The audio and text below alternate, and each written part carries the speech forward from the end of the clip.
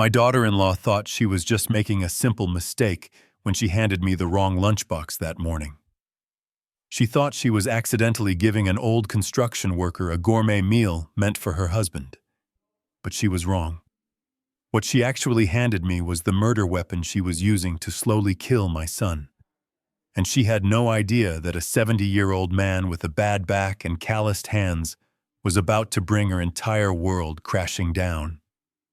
Before I tell you how a box of sushi revealed a conspiracy that almost destroyed my family, please hit that like button and subscribe to the channel. It really helps these stories reach people who need to hear them. And let me know in the comments, where are you watching from today? I always love reading your answers. My name is Ben. I am 70 years old, and by all rights I should be sitting on a porch somewhere drinking iced tea and watching the sunset. I should be retired, but life rarely gives you what you should have. Instead, I am sitting on a rusted steel beam 30 stories up, wiping cement dust out of my eyes. My hands are not the hands of a gentleman. They are cracked, stained with grease, and permanently curved from gripping hammers and drills for 50 years. Every morning when I wake up, my lower back screams in protest. It feels like someone is driving a hot railroad spike into my spine. My knees pop and grind with every step. But I get up, I put on my boots, I go to work. I do it because I have no choice. I do it because I am a father. 3 years ago, I had a nest egg. I had $200,000 saved up from a lifetime of sweating in the summer heat and freezing in the winter winds.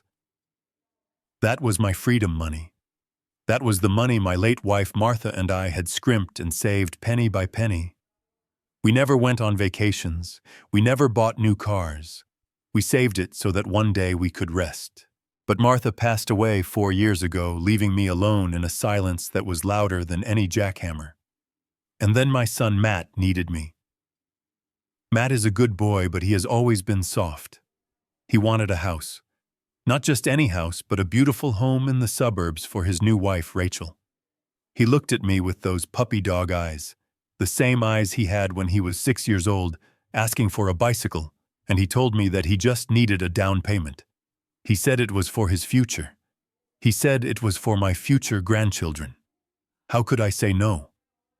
I gave him everything. I transferred the entire $200,000 to his account. I thought I was buying his happiness.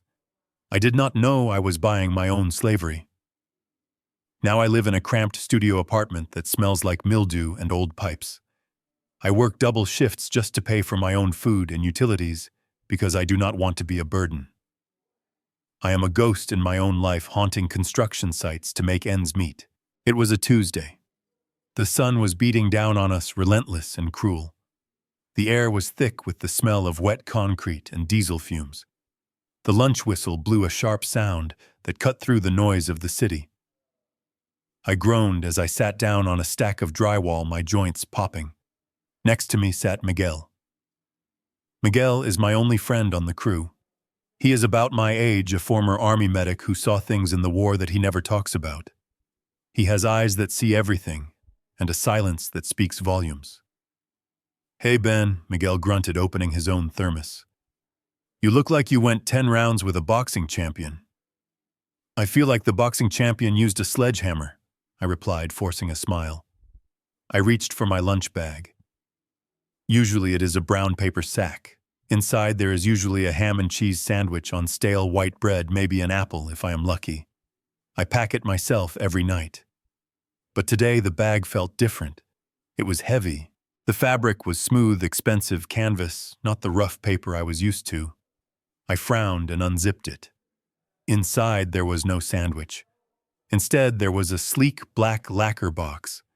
It looked like something you would see in a movie. I opened the lid and my jaw dropped. It was a bento box. Perfectly arranged rows of fresh salmon sushi, vibrant green seaweed salad, and slices of tender roast beef. It looked like a work of art. "What on earth?" Miguel whistled, looking over my shoulder. "Did you win the lottery, Ben? Or did you finally start dating a chef?"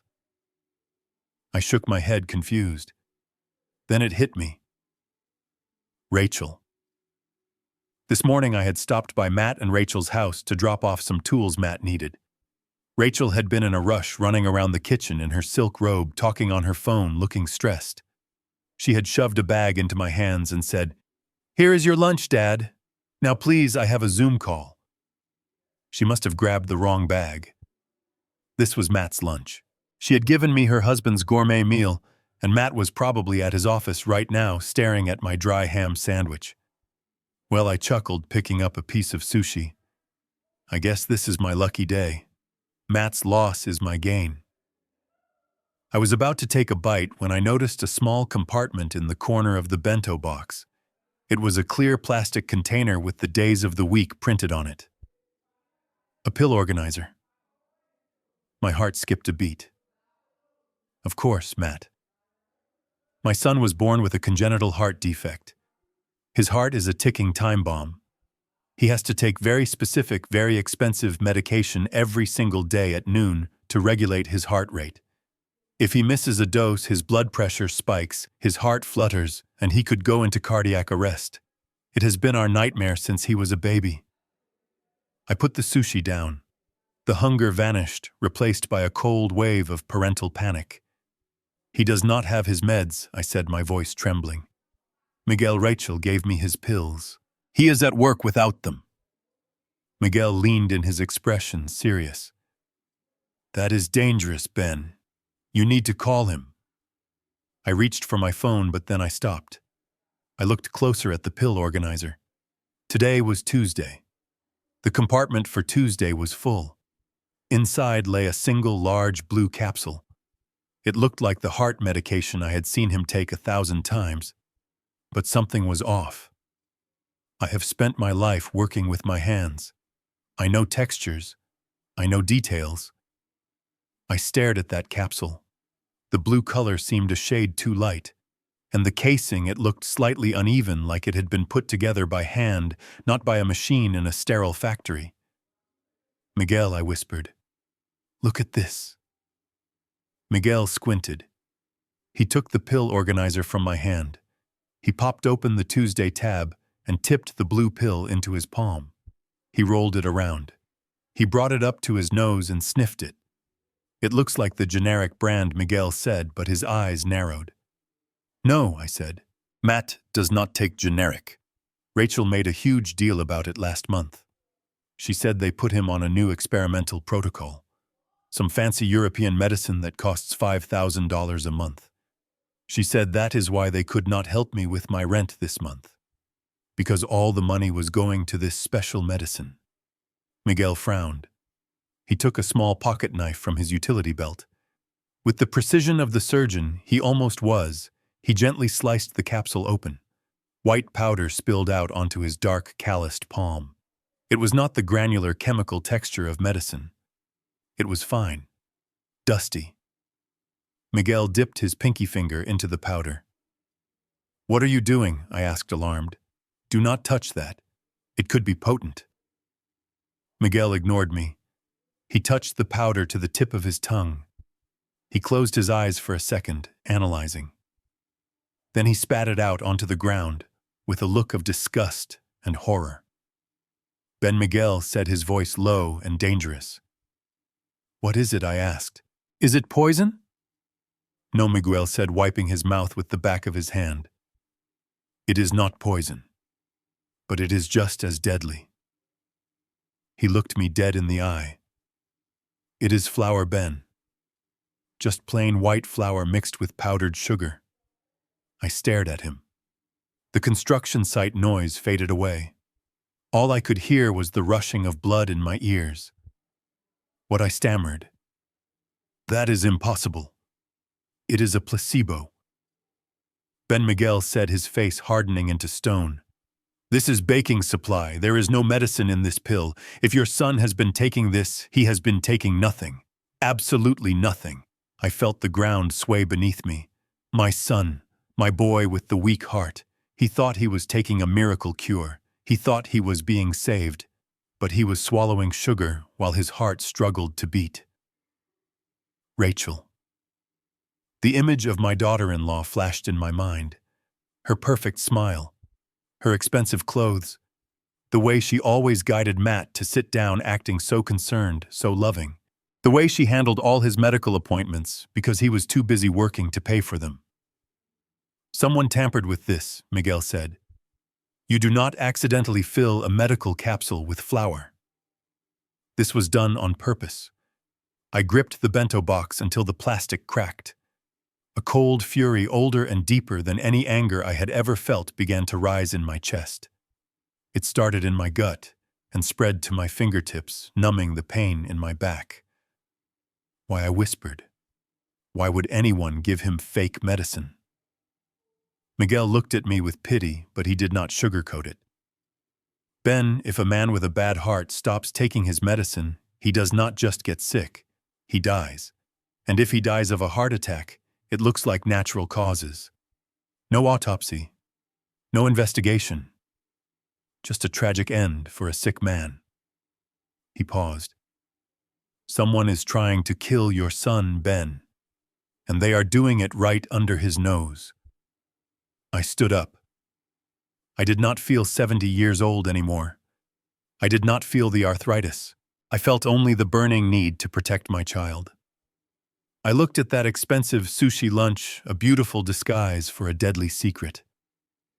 I grabbed my phone. My hands were shaking not from age but from rage. I needed to hear her voice. I needed to hear the lie before I tore it apart. I dialed Rachel's number. The phone rang once, twice. Hello, Dad, her voice chirped sweet as honey. Did you enjoy the lunch? I am so sorry about the mix-up. I hope you like sushi. I closed my eyes, picturing her face.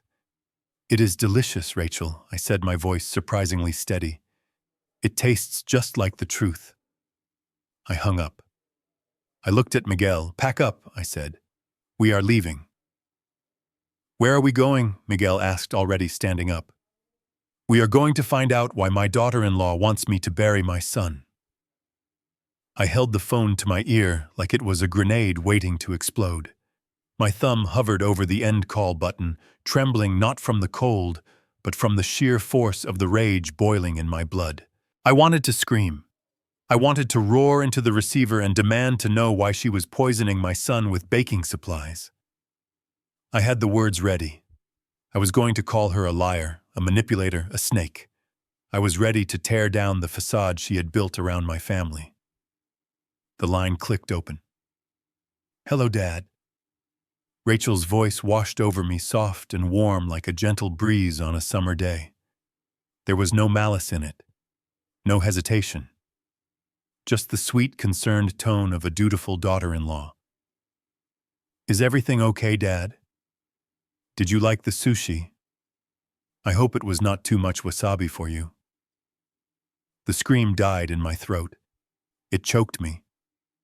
How could a murderer sound so innocent? How could someone doing something so evil sound so incredibly normal? I stood there, surrounded by the noise of jackhammers and shouting men, feeling suddenly small and confused. I gripped the phone tighter.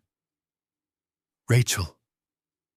I rasped my voice, sounding rough and foreign to my own ears. I opened the lunchbox. I saw the pills. There was a brief silence on the other end. For a second, I thought I had caught her. I thought the mask would slip. But when she spoke again, her voice did not waver. It just dropped to a hushed, confidential whisper. Oh, goodness. You saw the organizer. I am so sorry, Dad. I should have warned you not to touch those. They are part of the new protocol. Protocol 1 repeated the word, tasting like ash in my mouth. Rachel 1 opened one. It is flour. It is just white powder. Why is Matt taking flour instead of his heart medication? She laughed. She actually laughed. It was a light tinkling sound, like I had just said something adorable and naive. Oh, Dad, you are so funny. Of course it looks like flour. It is a bioabsorbable cellulose carrier. Look, I did not want to worry you with the technical details because I know this medical stuff can be confusing. But Matt is seeing a new specialist, Dr. Schneider. He is the top holistic cardiologist in the country. I blinked, looking at the dirty construction site around me. Holistic. Cardiologist.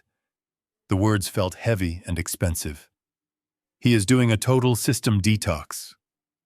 Rachel continued, her voice picking up speed, sounding confident and knowledgeable. You see, the Western medicine Matt was taking for years was full of toxins. It was keeping him alive, sure, but it was also poisoning his liver. Dr. Schneider has him on a washout cycle.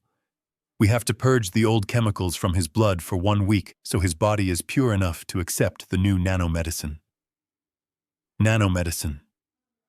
I asked, feeling my anger being replaced by a sinking feeling of stupidity. Yes, Dad. It is revolutionary. It uses microscopic particles to repair the heart tissue rather than just regulating the beat. It costs $5,000 a month. $5,000. The number hit me like a physical blow. That was more than I made in 3 months of breaking my back at this site. Rachel sighed, a sound full of manufactured pity. We did not tell you because we know how much you worry about money, Dad. We know you gave us your savings for the house, and we are so grateful. We did not want you to feel bad that you could not contribute to this. It is very expensive, and honestly, I was afraid you would not understand. I was afraid you would think we were wasting money on magic beans because, well, you are from a different generation. Her words cut deep. You are from a different generation. It was a polite way of saying I was old, obsolete, and ignorant. She was right, wasn't she? I was just a bricklayer. I barely knew how to use a smartphone. What did I know about nanomedicine or holistic detoxes? I was standing there in my dirty work boots accusing a woman who drove a Mercedes and read medical journals. I felt the heat rise in my cheeks. Shame washed over me. I had almost accused her of murder because I was too uneducated to understand a detox program. I looked at Miguel, who was watching me closely, and I turned away, unable to meet his eyes. I am sorry, I mumbled into the phone. I did not know. It just looked strange to me. I was worried about Matt. I know you worry, Dad, Rachel cooed. You are a good father. But you have to trust me. I am his wife. Do you think I would ever let anything happen to him? I love him more than my own life. Just put the box away, okay? And please do not mention this to Matt. He is very sensitive about the cost. He feels guilty enough as it is that we are spending this much money while you are living in that apartment. That apartment. The way she said it made my home sound like a sewer. I will not say anything, I promised, my voice barely a whisper. I am sorry, Rachel. It is okay, Dad. Enjoy the sushi. The line went dead. I stood there for a long time, staring at the black screen of my phone. The rage was gone, replaced by a hollow ache in my chest. I felt like a fool, a suspicious, ungrateful old fool. Miguel walked up to me, wiping his hands on a rag. Well, he asked. What did she say? It is a detox, I said, not looking at him. Some new treatment. The powder is a carrier for a new medicine. It costs $5,000 a month. Miguel frowned, his thick eyebrows knitting together. $5,000. For flour. Ben, that sounds like a load of... She is trying to save him, Miguel, I snapped, cutting him off. I was defensive now, desperate to believe the lie because the alternative was too painful to imagine. I am just an old man who does not understand modern medicine. Let it go. I finished the workday in a haze. The sushi tasted like cardboard. Every bite reminded me of my own inadequacy. I was eating a rich man's lunch while my son was paying a fortune for a cure I could not afford to help with. That evening, I took the long bus ride back to my part of the city. The landscape changed from the gleaming glass towers of downtown to the cracked sidewalks and faded brick buildings of my neighborhood. I climbed the 3 flights of stairs to my apartment, my knees groaning in protest. My apartment is small, just a single room with a kitchenette in the corner and a bathroom that always smells of damp towels. The wallpaper is peeling, and the window looks out onto a brick wall. It is a far cry from the home I raised Matt in. but it is mine. I heated up a can of soup on the hot plate and sat down at the small formica table. Across from me on the wall hung a framed photograph of Martha. It was taken on our 25th anniversary. She was smiling, her eyes crinkled at the corners, looking at me with that look that always said, "I know what you are thinking, Ben." I ate my soup in silence, staring at her face. The silence of the room usually comforted me, but tonight it felt heavy, oppressive. Rachel's explanation had been perfect. It covered every base. It explained the powder. It explained the cost. It explained the secrecy. It even used my own poverty against me to keep me quiet. It was logical. But as I looked at Martha's eyes, I felt a knot tighten in my stomach. It was that feeling I used to get on job sites right before a cable snapped or a wall gave way. The gut feeling that defies logic. The instinct of a man who has survived 70 years of hard living. "Martha," I whispered to the empty room, "does that make sense to you?" I thought about Matt. I thought about the last time I saw him 2 days ago. He had come to the door to pick up a package. He looked terrible. His skin was not just pale. It was gray, like old ash. His lips had a bluish tint. He was breathless just from walking to the door. He leaned against the doorframe, sweating, even though it was a cool day. "If this Dr. Schneider is so amazing," I muttered, pushing my soup bowl away, "why does my boy look like he is dying?" I have seen men detox from alcohol. I have seen men detox from drugs. They get sick, yes, but they do not look like their heart is failing. They do not look like they are drowning in their own bodies. And then there was the flour. Miguel was a medic. He knew tastes. He said it was sugar and flour. If this was a medical carrier, why did it taste like a bakery ingredient? Why would a heart specialist prescribe sugar to a cardiac patient? I stood up and paced the small room. The floorboards creaked under my boots. $5,000 a month. Rachel said it was a nanomedicine. But Matt is an accountant. He is meticulous with money. Even if he was sick, would he really agree to spend that much without telling me? He knows I would have sold my truck. He knows I would have taken another loan. Matt never hid financial trouble from me before. Unless he does not know. The thought stopped me in my tracks. What if Matt thinks he is taking the medicine? What if Rachel is telling him it is the expensive cure, but she is feeding him baking supplies? I walked over to the window and looked out at the brick wall. A rat scurried across the fire escape. If Matt is not taking his real medicine, his heart is working overtime. Every beat is a struggle. Every day he swallows that flour, he is walking one step closer to a massive cardiac event. And when it happens, everyone will say, "Well, he had a bad heart. It was a tragedy." But at least they tried everything. Even the expensive experimental treatment. It was the perfect crime. I looked back at Martha's photo. Her smile seemed to fade, replaced by a look of urgent warning. "I am not a doctor," I said aloud, my voice hardening. "And I may be an old, uneducated bricklayer, but I know when someone is pouring concrete over a rotten foundation." I could not sleep. The doubt was like a splinter in my mind, festering. I needed to know the truth.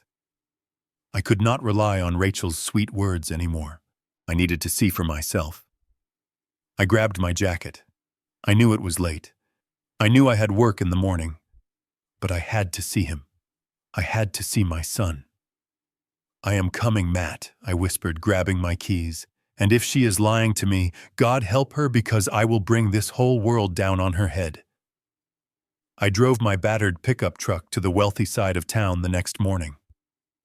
The engine rattled and coughed as I climbed the winding hills of the exclusive gated community where my son lived. Every house here was a fortress surrounded by high hedges and security cameras. The lawns were manicured to within an inch of their lives, so green they looked fake. It was a world away from the dusty construction site where I ate my lunch and light years away from the cramped apartment where I slept. I pulled up to the driveway of the house I had helped pay for. It was a stunning structure, a modern architectural marvel of glass and steel that cost $1.2 million. It was impressive, yes. But as I killed the engine and sat there looking at it, I felt a shiver that had nothing to do with the temperature. The house was cold. I do not mean the temperature. I mean the soul of the place. My old house, the one I built with my own hands for Martha and Matt, had creaky floorboards and walls that held the smell of baking bread and sawdust. It was imperfect, but it was alive. This place looked like a museum where nothing was allowed to be touched. The windows were dark, like empty eyes staring back at me. There were no toys in the yard, no garden hose left uncoiled, no signs of life. It was a pristine, sterile tomb. I did not call ahead. I knew that if I called, Rachel would find a reason to keep me away. She would say they were busy, or that Matt was sleeping, or that they had another doctor's appointment. I needed the element of surprise. I needed to see the truth before they had time to dress it up. I walked up the long concrete path to the massive front door. My work boots felt heavy and loud on the expensive stone. I pressed the doorbell, and a melodic chime echoed deep inside the house. I waited and waited. Finally, I heard the lock click. The door swung open. I expected to see the housekeeper, or maybe Rachel with her practiced smile. But it was Matt. My breath caught in my throat. I had to physically restrain myself from gasping aloud. My son stood there in the doorway, leaning heavily against the frame as if his legs could barely support his own weight. He was wearing a t-shirt and sweatpants, clothes that used to fit him snugly because he was a broad-shouldered man. Now they hung off him like drapes on a skeleton. His skin was the color of wet newspaper. It was gray, clammy, and translucent. I could see the dark veins pulsing weakly beneath the surface of his forehead. Sweat beaded on his upper lip even though the air conditioning inside was blasting. But it was his eyes that scared me the most. They were sunken, rimmed with dark purple circles, and they looked glassy, unfocused. He looked like a man who was already halfway to the grave. "Dad," he wheezed. His voice was a dry rattle devoid of the energy I knew so well. "What are you doing here?" I forced a smile, though my heart was breaking into 1,000 pieces. I stepped forward and placed a hand on his shoulder. His skin was cold and damp. "I was just in the neighborhood, son," I lied smoothly. "I wanted to see how you were doing. I have not seen you in a few days." Matt tried to smile, but it looked more like a grimace of pain. He stepped back to let me in, his movements slow and jerky. "Come in," he whispered. I was just going to the kitchen for water." I followed him inside. The interior of the house was just as cold as the outside. White marble floors, white walls, white furniture. It was spotless. There was not a single speck of dust, nor a single personal photograph on the mantel. It felt like a hospital lobby, not a home. I watched my son struggle to walk 10 feet to the kitchen island. He was breathing hard, short, shallow gasps like a fish out of water. He gripped the counter with white knuckles, his hands trembling violently as he reached for a glass. "Here, let me get that," I said, rushing forward. I poured him a glass of water and handed it to him. He took it with both hands, the glass shaking so much that water sloshed over the rim. "Thanks, Dad," he murmured, taking a sip. "I am just having a bad day." I watched him drink, my mind racing. I needed to know. I needed to test the story Rachel had fed me. I needed to know if my son was a co-conspirator in his own destruction or if he was the victim of a lie. I leaned against the counter, trying to look casual, though my pulse was hammering in my neck. "Rachel told me about the new treatment," I said softly, watching his face closely. Matt lowered the glass. He looked confused, his brow furrowed. "New treatment?" he asked, his voice vague. "Yes," I continued, pressing gently. "The detox. The protocol with Dr. Schneider. She said it is tough, but it is going to get you ready for the nanomedicine. I waited. The silence in the kitchen was deafening. I could hear the hum of the refrigerator and the labored wheeze of Matt's breathing. Matt stared at me. His eyes were blank. There was no recognition, no spark of understanding. Schneider, he repeated slowly, testing the name on his tongue like a foreign word. Who is Schneider? My blood ran cold. You know, I said, my voice tightening. The specialist. The holistic cardiologist Rachel hired. The one who costs $5,000 a month. Matt shook his head, a weak, wobbly motion. Dad, I do not know what you are talking about, he said, looking genuinely bewildered. I am seeing Dr. Evans, same as always. I am just taking my regular meds. I think the disease is just getting worse. The pills, they do not seem to work anymore. He swayed on his feet, his face twisting in misery. I just feel so tired, Dad. I feel like my battery is draining and I cannot recharge it. I take the medicine every day, but the pain in my chest, it never goes away. The truth hit me with the force of a sledgehammer. He did not know, he had absolutely no idea. Rachel had invented Dr. Schneider. She had invented the detox. She had invented the nanomedicine. It was all a lie fabricated to cover her tracks.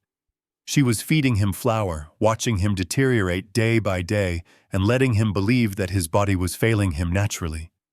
She was watching her husband die, and she was letting him think it was his own fault. I opened my mouth to speak. I wanted to grab him by the shoulders and shake him. I wanted to scream, "You are eating flour, Matt. Your wife is killing you." But before I could get a single word out, the sharp click-clack of high heels echoed on the marble floor. Well, this is a surprise. I spun around. Rachel was standing in the doorway of the kitchen. She looked immaculate. Her hair was perfectly styled, her makeup flawless, her dress a crisp, expensive linen. She looked like the queen of this ice castle. But her eyes were not smiling. They were hard, cold flints of steel drilling into me. She walked over to Matt, her movements fluid and predatory. She placed a hand on his back, not in a comforting way, but in a possessive, controlling way. "Dad." "You should have called," she said, her voice dripping with fake sweetness that did not reach her eyes. "You know Matt needs his rest. He is very fragile right now." I looked at her, and for the first time I did not see my daughter-in-law. I saw a monster in human skin. "I was just asking him about the treatment." "Rachel," I said, keeping my voice steady, though my hands were clenched into fists at my sides. "He seems confused about Dr. Schneider." Rachel did not flinch. She did not even blink. She just turned her gaze to Matt, her expression shifting instantly to one of patronizing pity. "Oh, honey," she cooed, stroking Matt's arm. "You are having one of your brain fog episodes again. Remember what we talked about. The toxins affect your memory. Dr. Schneider is the consultant working with Dr. Evans. You signed the papers last week." Matt looked at her, his eyes searching hers for an anchor. He was so weak, so desperate for help, that he accepted her reality over his own. I did," he stammered. "I guess I forgot. My head feels so heavy, Rachel." "See," Rachel said, turning back to me with a triumphant, sharp smile. "He is very confused, Dad. That is why he needs absolute quiet. Stress makes his heart rate spike. And having guests, unexpected guests, is very stressful for him." She was kicking me out. She knew that I was getting too close. She was using his illness as a shield to protect her lies. "Come on, honey, let's get you back to bed," she said to Matt, guiding him away from me. "You need to lie down before your noon medication." Matt looked back at me, his eyes full of apology and pain. "Sorry, Dad," he whispered. "I am just not myself. It took every ounce of willpower I possessed not to tear her away from him right then and there. But I knew I could not. If I made a scene, if I accused her now without hard proof, she would paint me as the crazy, senile father-in-law. She would ban me from the house forever. And then Matt would be alone with her. I had to play the long game. I understand, I said, my voice sounding like gravel. You rest, son. Rachel stopped at the bottom of the stairs and looked back at me. Her face was a mask of polite hostility. I think you can let yourself out, Ben, she said. And next time, please call first. We would hate for Matt to have an episode because you surprised him. I watched them ascend the stairs. I watched her guide my dying son deeper into the belly of that cold, expensive beast of a house. I walked to the front door, my heart pounding a frantic rhythm against my ribs. As I stepped out into the blinding sunlight, I realized the magnitude of what I was up against. This was not just greed. This was a calculated, cold-blooded execution. Matt truly believed he was sick. He accepted his decline because he trusted the woman who slept beside him. He was drinking poison from the hand of the person who vowed to love him. I climbed into my truck and gripped the steering wheel until my knuckles turned white. I looked back at the house one last time. You think you have won, Rachel, I whispered to the silent facade. You think I am just a stupid old man who will go away. I started the engine. But you forgot one thing. You can fool a husband who loves you, but you cannot fool a father who remembers when that boy was small enough to fit in one arm. I built this life with sweat and blood, and I will burn it all down before I let you take him from me. I drove away, leaving the mansion behind, but taking the cold, hard truth with me. I needed help. I needed someone who could navigate this web of lies better than a bricklayer. I reached for my phone. It was time to stop asking questions and start finding answers. It was time to stop being a father and start being a detective. That night, the silence in my apartment was heavy enough to crush a man. I lay on my mattress, staring at the water stains on the ceiling, listening to the drip of the faucet in the kitchen. Every time I closed my eyes, I saw Matt's face. I saw the gray skin and the hollow eyes. I saw him stumbling in his own home, a prisoner of a lie that was eating him alive. I could not sleep. Sleep felt like a betrayal. How could I rest when my son was slowly dying a few miles away? I got up and paced the small room. My back ached, a dull throb that never really went away, but I ignored it.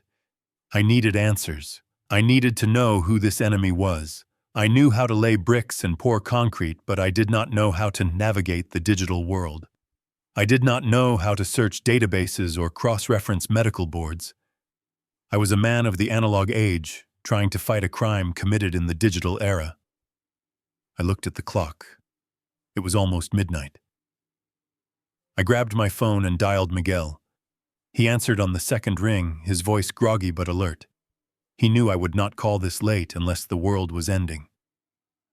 I need help, Miguel, I said. I need your niece, the one who works with computers. Miguel did not ask questions. He just asked for 20 minutes. Half an hour later, Miguel and his niece Sarah were sitting at my small kitchen table. Sarah was a sharp girl, barely 25, with glasses and quick fingers. She opened her laptop and the blue glow of the screen illuminated our anxious faces. Tell me everything, she said, her fingers hovering over the keyboard. I told her the name, Dr. Schneider. I told her about the holistic detox. I told her about the nanomedicine that cost $5,000 a month. I told her everything. Rachel had spat at me with such confidence. Sarah started typing. The clicking of the keys was the only sound in the room. It sounded like a machine gun firing in the distance. Miguel and I sat in silence, watching the reflection of the code and text dancing in her glasses. I felt useless. I was a man who built skyscrapers, yet here I was helpless in front of a plastic box, waiting for a young girl to tell me if my son had a future. Minutes stretched into what felt like hours. I watched Sarah's expression, First she looked focused, then she looked confused. Finally she stopped typing and sat back in her chair. She took off her glasses and rubbed her eyes. "Ben," she said softly, "I have looked everywhere. I checked the state medical board. I checked the National Registry of Cardiologists. I even checked the university research databases for any new clinical trials involving nanomedicine for heart defects." She looked at me and her eyes were full of pity. "There is no cardiologist named Dr. Schneider in the entire state of New York," she said. "There is a Dr. Schneider in Manhattan, but he is a plastic surgeon. He does nose jobs and liposuction for celebrities. He does not treat heart conditions." I felt the air leave my lungs. A plastic surgeon. The irony was bitter. Rachel had picked a name she probably saw in a magazine while she was planning how to kill her husband. And the medicine, I asked, my voice barely a whisper. "The nano protocol." "It does not exist," Ben Sarah said, shaking her head. "There are papers on nanotechnology, sure, but nothing like what she described. There is no FDA-approved treatment. There is no $5,000 monthly pill. It is all made up. It is science fiction." Miguel slammed his hand on the table, making the salt shaker jump. "She made it all up," he growled. "The doctor, the pills, the cost. It is all a phantom." I sat there frozen. The confirmation hit me harder than the suspicion. Suspecting she was lying was one thing. Knowing she had invented an entire medical reality to deceive my son was another. It was sociopathic. It was cold. It was calculated. Sarah closed the laptop. I thanked her, and Miguel walked her out, giving me a squeeze on the shoulder before he left. I was alone again. I sat in the dark, and the rage began to cool into something harder, something sharper. It turned into clarity. I started to think about the money. $5,000 a month. That was $60,000 a year. Where was that money going if not to a doctor? And then, like a dam breaking, the memories came flooding back. I remembered the last few years. I remembered the changes I had seen in Rachel, but had been too polite or too blind to question. I remembered a Sunday afternoon 6 months ago. I had gone over to fix a leaky faucet for them. Rachel came home carrying bright orange shopping bags, Hermes. I did not know much about fashion, but I knew that name. I knew those bags cost more than my truck. She had laughed it off, saying it was a knockoff she bought in Chinatown. But the leather smelled rich. The stitching was perfect. It was no knockoff. I remembered the car. She had traded in her practical sedan for a luxury SUV with heated leather seats and a panoramic roof. She said it was for safety. She said Matt wanted her to be safe on the road. I remembered the tea parties she hosted. I had seen photos on social media that friends showed me because I did not have an account.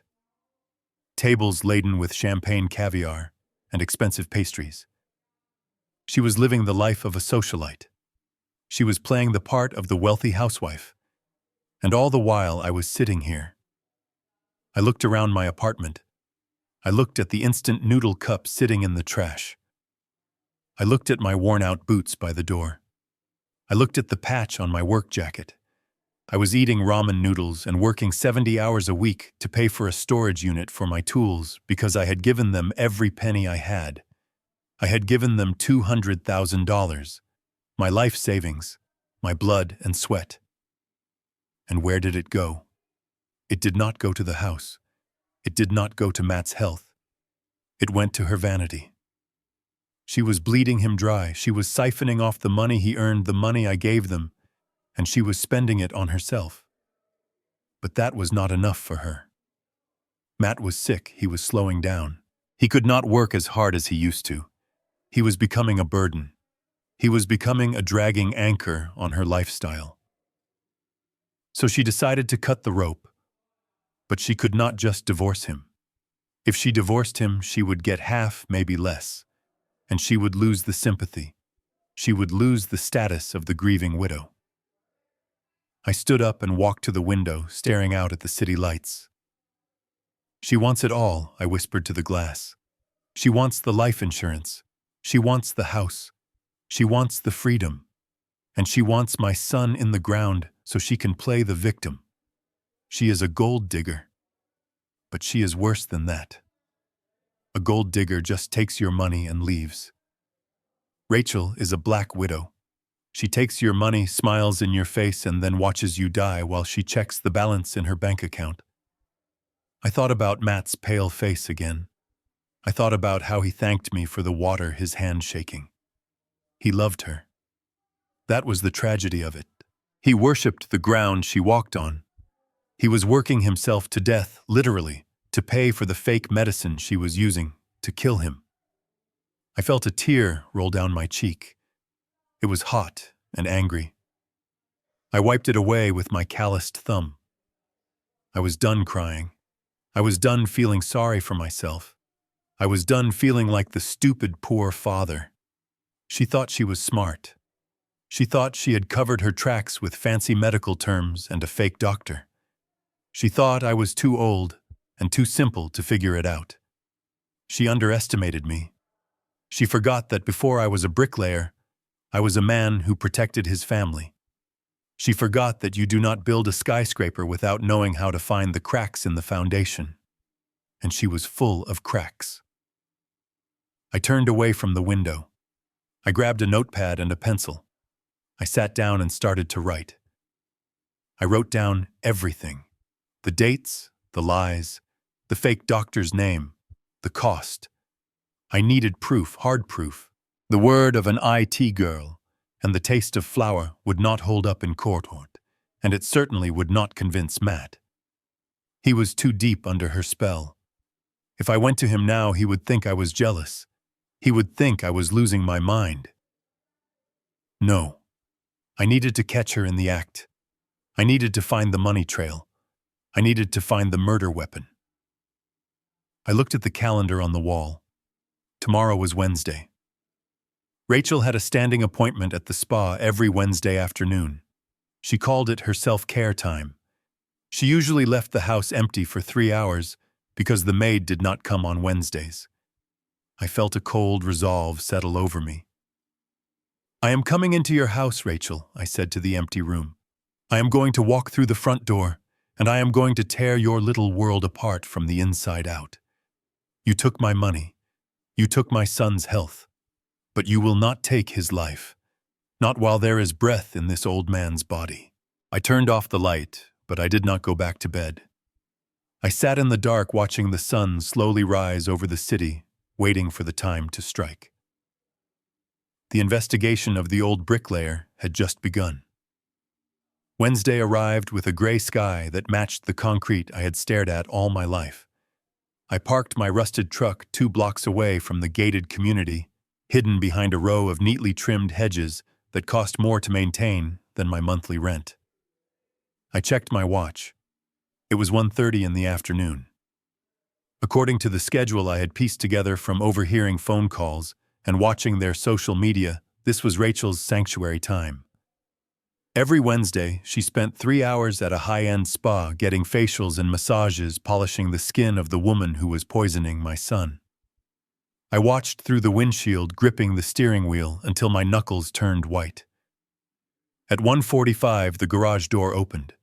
Her white SUV slid out like a shark entering the water. She was wearing large sunglasses and a scarf, looking every bit the grieving wife, preparing for a funeral that had not happened yet. I waited until her taillights disappeared around the curve of the road before I started my engine. I drove up to the house, my heart hammering a rhythm against my ribs that felt dangerous for a man of my age. I grabbed my toolbox from the passenger seat. It was heavy, filled with wrenches and pipe cutters, tools of honest labor that I was about to use for a dishonest entry. I was not a burglar. I was a father. But today, the line between the two was blurring. I walked to the front door and rang the bell. I knew the maid Maria would be there. She was a good woman, hard-working, terrified of Rachel. I prayed she would be the one to answer. The door opened, and Maria's anxious face appeared. She looked surprised to see me. Mr. Ben, she whispered, glancing behind her. Mrs. Rachel is not home. I know, Maria, I said, forcing a warm smile that felt like a mask on my face. I am actually here to help. Matt told me the sink in the master bathroom was draining slow.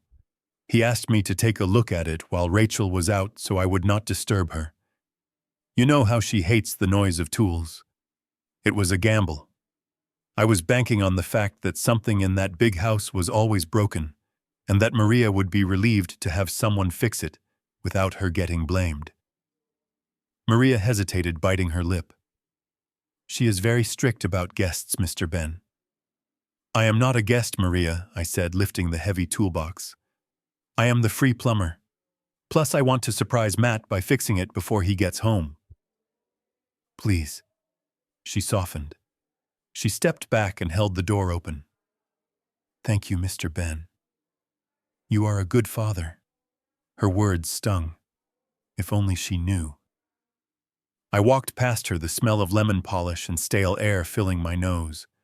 I headed straight for the stairs, my boots feeling too loud on the hardwood. I will be in the master bath, I called out.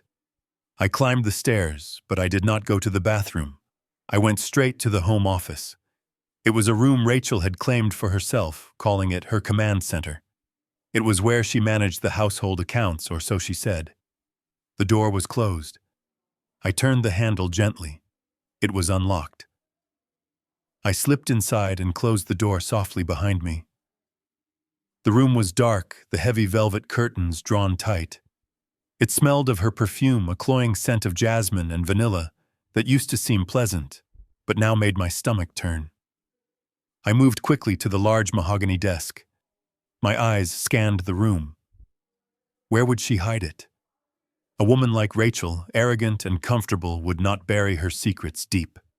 She would keep them close, like trophies. I started with the desk drawers, locked. I pulled out a thin metal pick from my toolbox. I had learned a few things on construction sites over 40 years, and opening cheap desk locks was one of them. I worked the pick into the keyhole, sweating not from exertion, but from fear. If Maria walked in, if Rachel came back early, it was over. Click. The drawer slid open. It was full of receipts, spa treatments, designer clothes, jewelry. The numbers were staggering. $300 for a cream, $2,000 for a handbag. But these were just signs of greed, not murder. I needed more. I closed the drawer and looked around. In the corner of the room behind a decorative silk screen, I saw it. A wall safe. It was a digital keypad model, sleek and modern. My heart sank.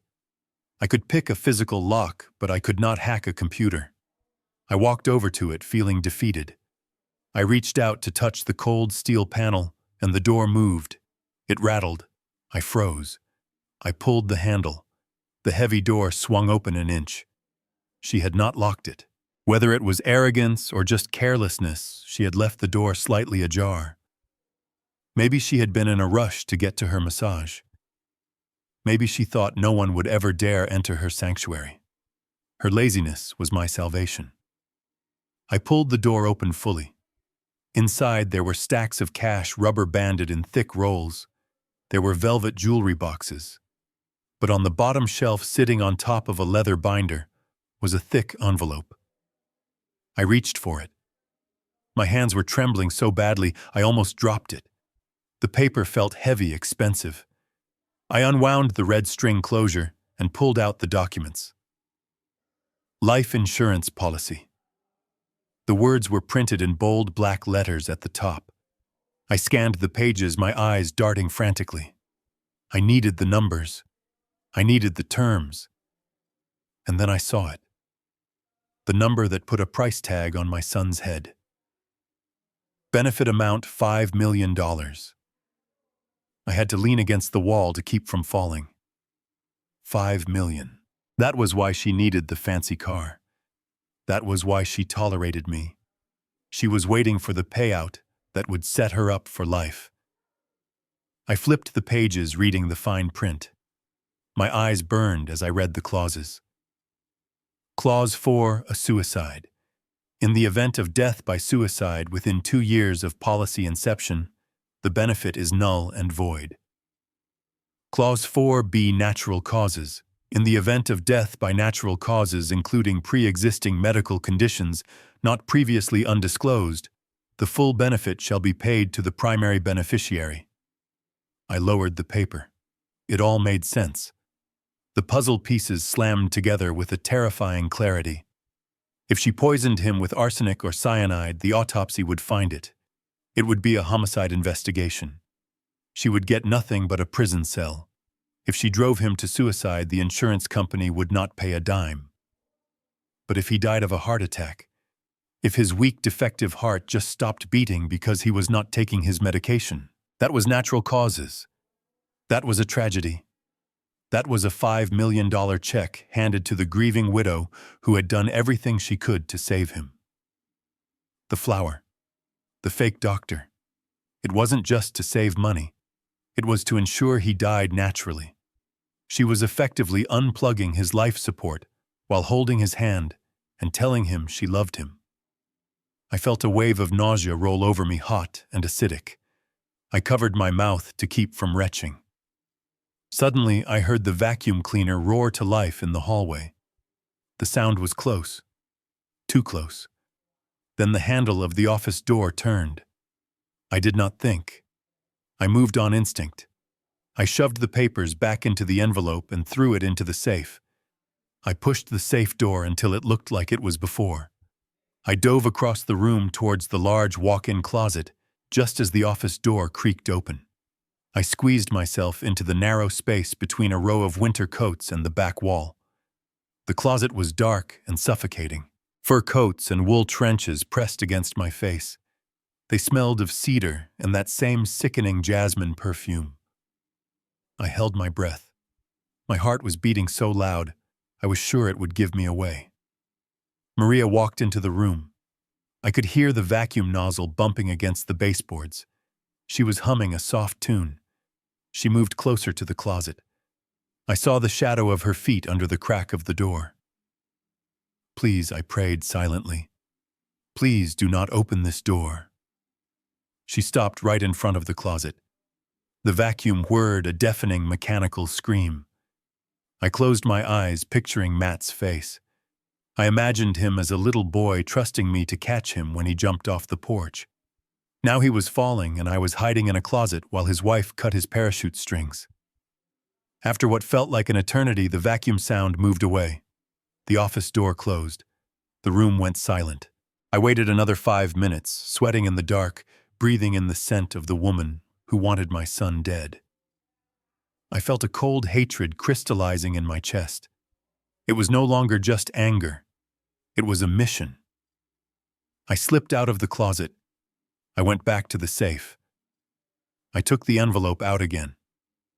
This time I did not just read. I pulled out my phone. I took photos of every page. I photographed the beneficiary name, Rachel Montgomery. I photographed the suicide clause. I photographed the date the policy was signed, just 3 weeks after they got married. She had been planning this since the honeymoon. I put everything back exactly as I found it. I wiped the handle of the safe with my sleeve to remove fingerprints. I checked the room to make sure I had left no trace. I walked out of the office, down the stairs, and into the master bathroom. I spent 10 minutes banging a wrench against the pipes under the sink, making enough noise to justify my presence. Then I walked down to the kitchen. "All done, Maria," I said, my voice steady though my insides were shaking. It was just a loose washer. "Thank you, Mr. Ben," she said, smiling. "You are a lifesaver." I walked out to my truck. I sat there for a moment, looking at the photos on my phone. The screen was small, but the evidence was massive. My son was not a husband to her. He was an asset. He was a piggy bank that she was waiting to smash open. She had calculated the return on investment for his life, and she had decided it was time to cash out. I started the engine. The old truck roared to life, a rough, angry sound. "You made a mistake, Rachel," I whispered, gripping the wheel. "You left the door open. And now the wolf is inside." I drove away from the mansion, leaving the cold luxury behind. I had the evidence of the motive. Now I needed the evidence of the weapon. I needed the pills. I needed to catch her swapping them. And I knew exactly how to do it. The sun was setting as I drove back to the city, casting long shadows across the road. But for the first time in weeks, I did not feel lost in the dark. I had a light. It was the burning fire of a father's vengeance, and it was going to burn Rachel's house of lies to the ground. I sat in my truck for a long time, staring at the photos on my phone. The image of the insurance policy was clear, but I knew it was not enough. In the eyes of the law, a motive is not a crime. Being greedy is not illegal. If I went to the police now, they would tell me it is a civil matter. They would say I am just a disgruntled father-in-law upset about money. I needed the weapon. I needed the physical proof that she was swapping the pills. I needed to find where she hid the real medication. I knew she would not leave the real pills in the open. She was too careful for that. They were likely hidden somewhere deep in that house, somewhere Matt would never look. To find them, I needed time. I needed to be inside that house when no one else was there, or at least when they were asleep. But I had returned the spare key Matt gave me months ago because Rachel claimed they needed it for the dog walker. I was locked out. I needed a key, and I knew exactly how to get one. It was a gamble, and it required me to swallow every ounce of pride I had left. I had to use the one thing Rachel despised most about me against her: my poverty and my frailty. I drove back to my apartment building. I parked the truck and walked up the 3 flights of stairs. When I got inside, I looked around. The place was already a mess, but I made it worse. I pulled a few drawers open. I kicked a pile of laundry onto the floor. I wanted it to look chaotic, like the home of an old man losing his grip. I went to my junk drawer and dug out an old set of keys. They were for a job site I worked on 10 years ago. Rusty, heavy, and useless. I put them in my pocket. Then I lay down on the floor next to my bed. I twisted my body into an awkward angle, mimicking a fall. I took a deep breath, preparing myself to play the role of the pathetic victim. I dialed Rachel's number. It rang 4 times before she picked up. "Hello," she said, her voice clipped and impatient. "Rachel." I groaned into the phone. I let my voice crack and tremble. I made it sound wet with pain. "Rachel, help me." There was a pause, not of concern, but of annoyance. "What is it, Ben? I am in the middle of getting dressed for a dinner." I fell, I wheezed. I was trying to change a light bulb. My back. "I cannot move, I cannot get up." "Call 911, then," she said dismissively. "No," I cried out, injecting panic into my voice. "No ambulance. I cannot afford it. Please. I just need help getting to the chair." I tried calling Matt, but he did not answer. "Of course he did not answer," she snapped. "He is resting. You know he cannot be stressed with this right now." I know, I sobbed. "I am sorry, but I am scared. I am all alone here. Please, Rachel. You are the only family I have." Silence stretched on the line. I could practically hear her rolling her eyes. I knew she was calculating the time it would take versus the social capital she would lose if she let her father-in-law rot on the floor. "Fine," she sighed, a sound of pure exasperation. "I am coming, but I only have 20 minutes. Do not move." I hung up and let a grim smile touch my lips. She was coming. I stayed on the floor for 30 minutes. The floorboards were cold and hard against my hip, reminding me of the very real aches I lived with daily. But the physical pain was nothing compared to the satisfaction of the trap snapping shut. I heard her car before I saw her. The aggressive honk as she locked her luxury SUV outside my building echoed up from the street. Then came the sound of her heels clicking on the stairs.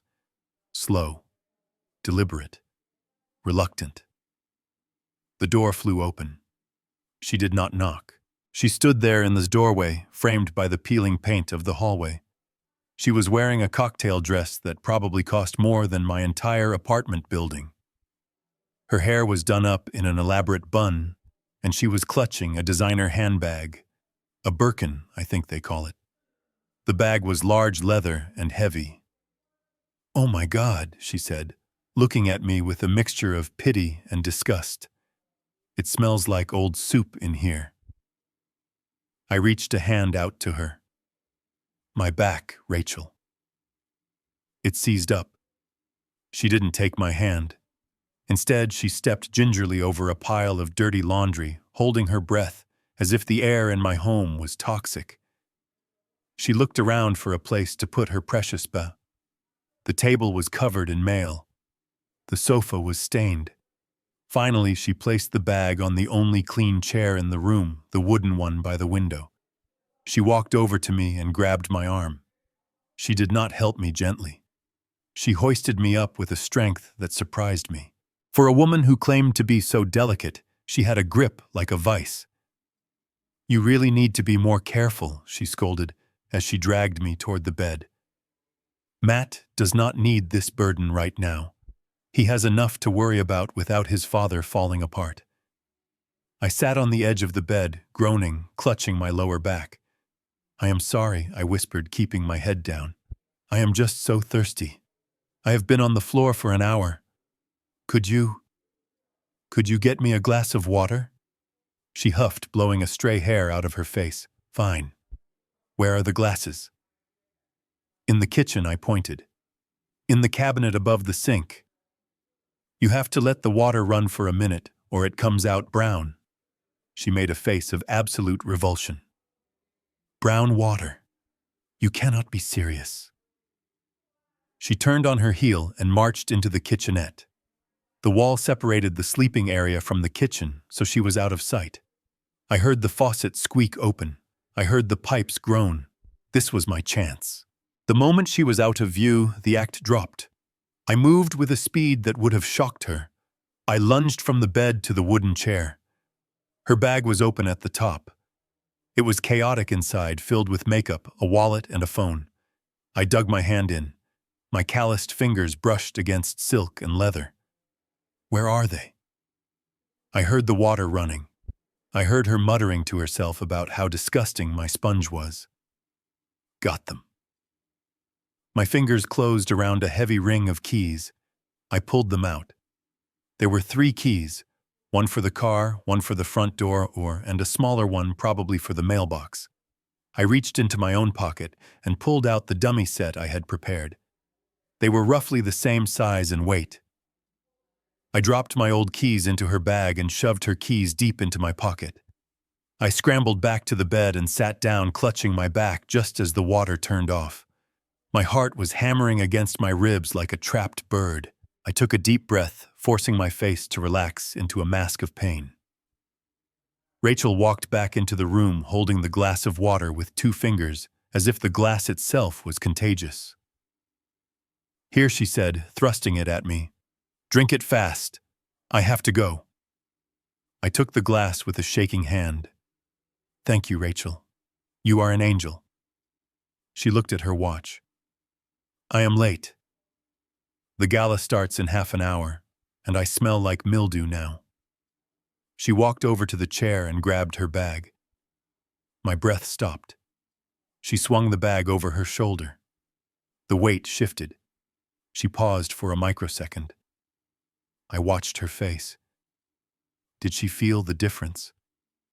Did the jagged edge of my old keys poke through the leather differently than hers? She adjusted the strap. She looked at me one last time. "Do not call us tonight, Ben. Matt needs to sleep. And if you fall again, just call the landlord. I cannot keep doing this." She turned and walked out. The door slammed shut behind her. I sat there staring at the closed door. The glass of water was still in my hand. I poured it onto the floor. I stood up. My back pain was gone. The fatigue was gone. I reached into my pocket and pulled out the cold metal keys. They glinted in the dim light of the apartment. I had done it. I had the key to the castle. She was going to a gala. That meant she would be gone for at least 4 or 5 hours. But Matt would be home. I could not go now. I had to wait. I needed to wait until the dead of night. I needed to wait until the sedatives she gave Matt kicked in and knocked him out.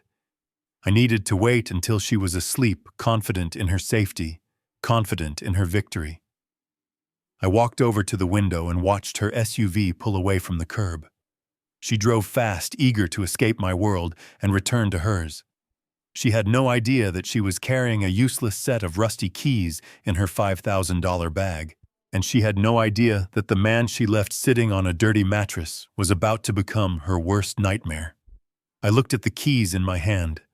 One of these opened the front door.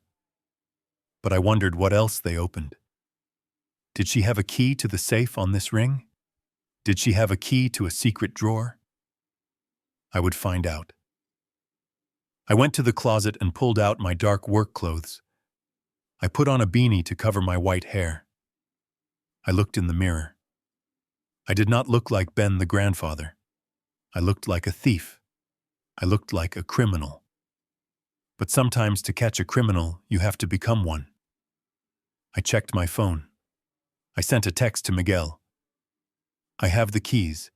Meet me at the corner of Oak and 4th at midnight. Bring the flashlight.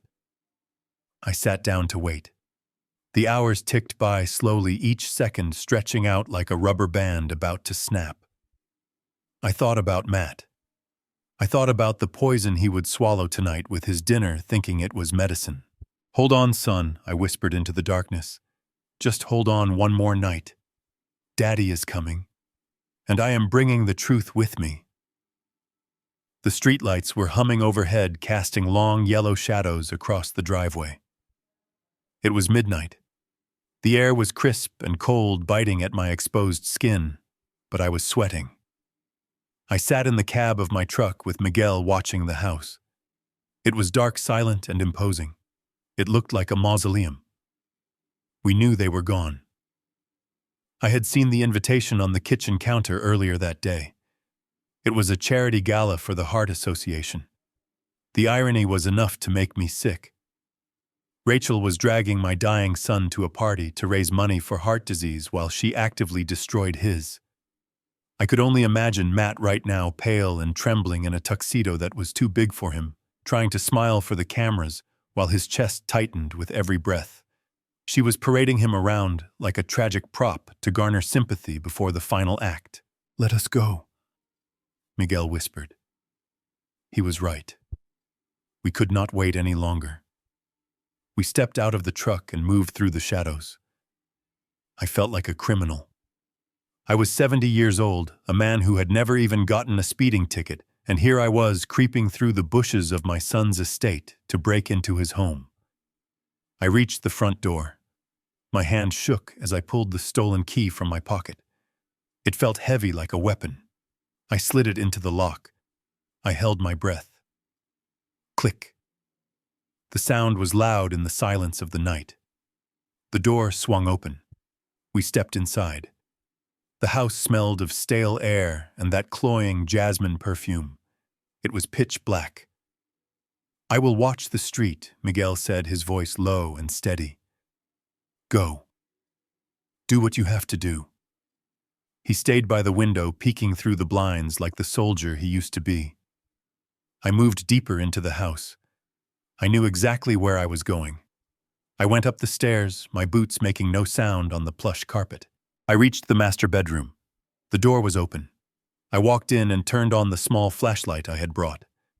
The beam cut through the darkness, illuminating the massive king-sized bed. This was the room where my son slept next to his executioner.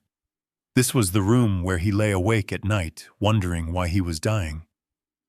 I started with the nightstand on Matt's side.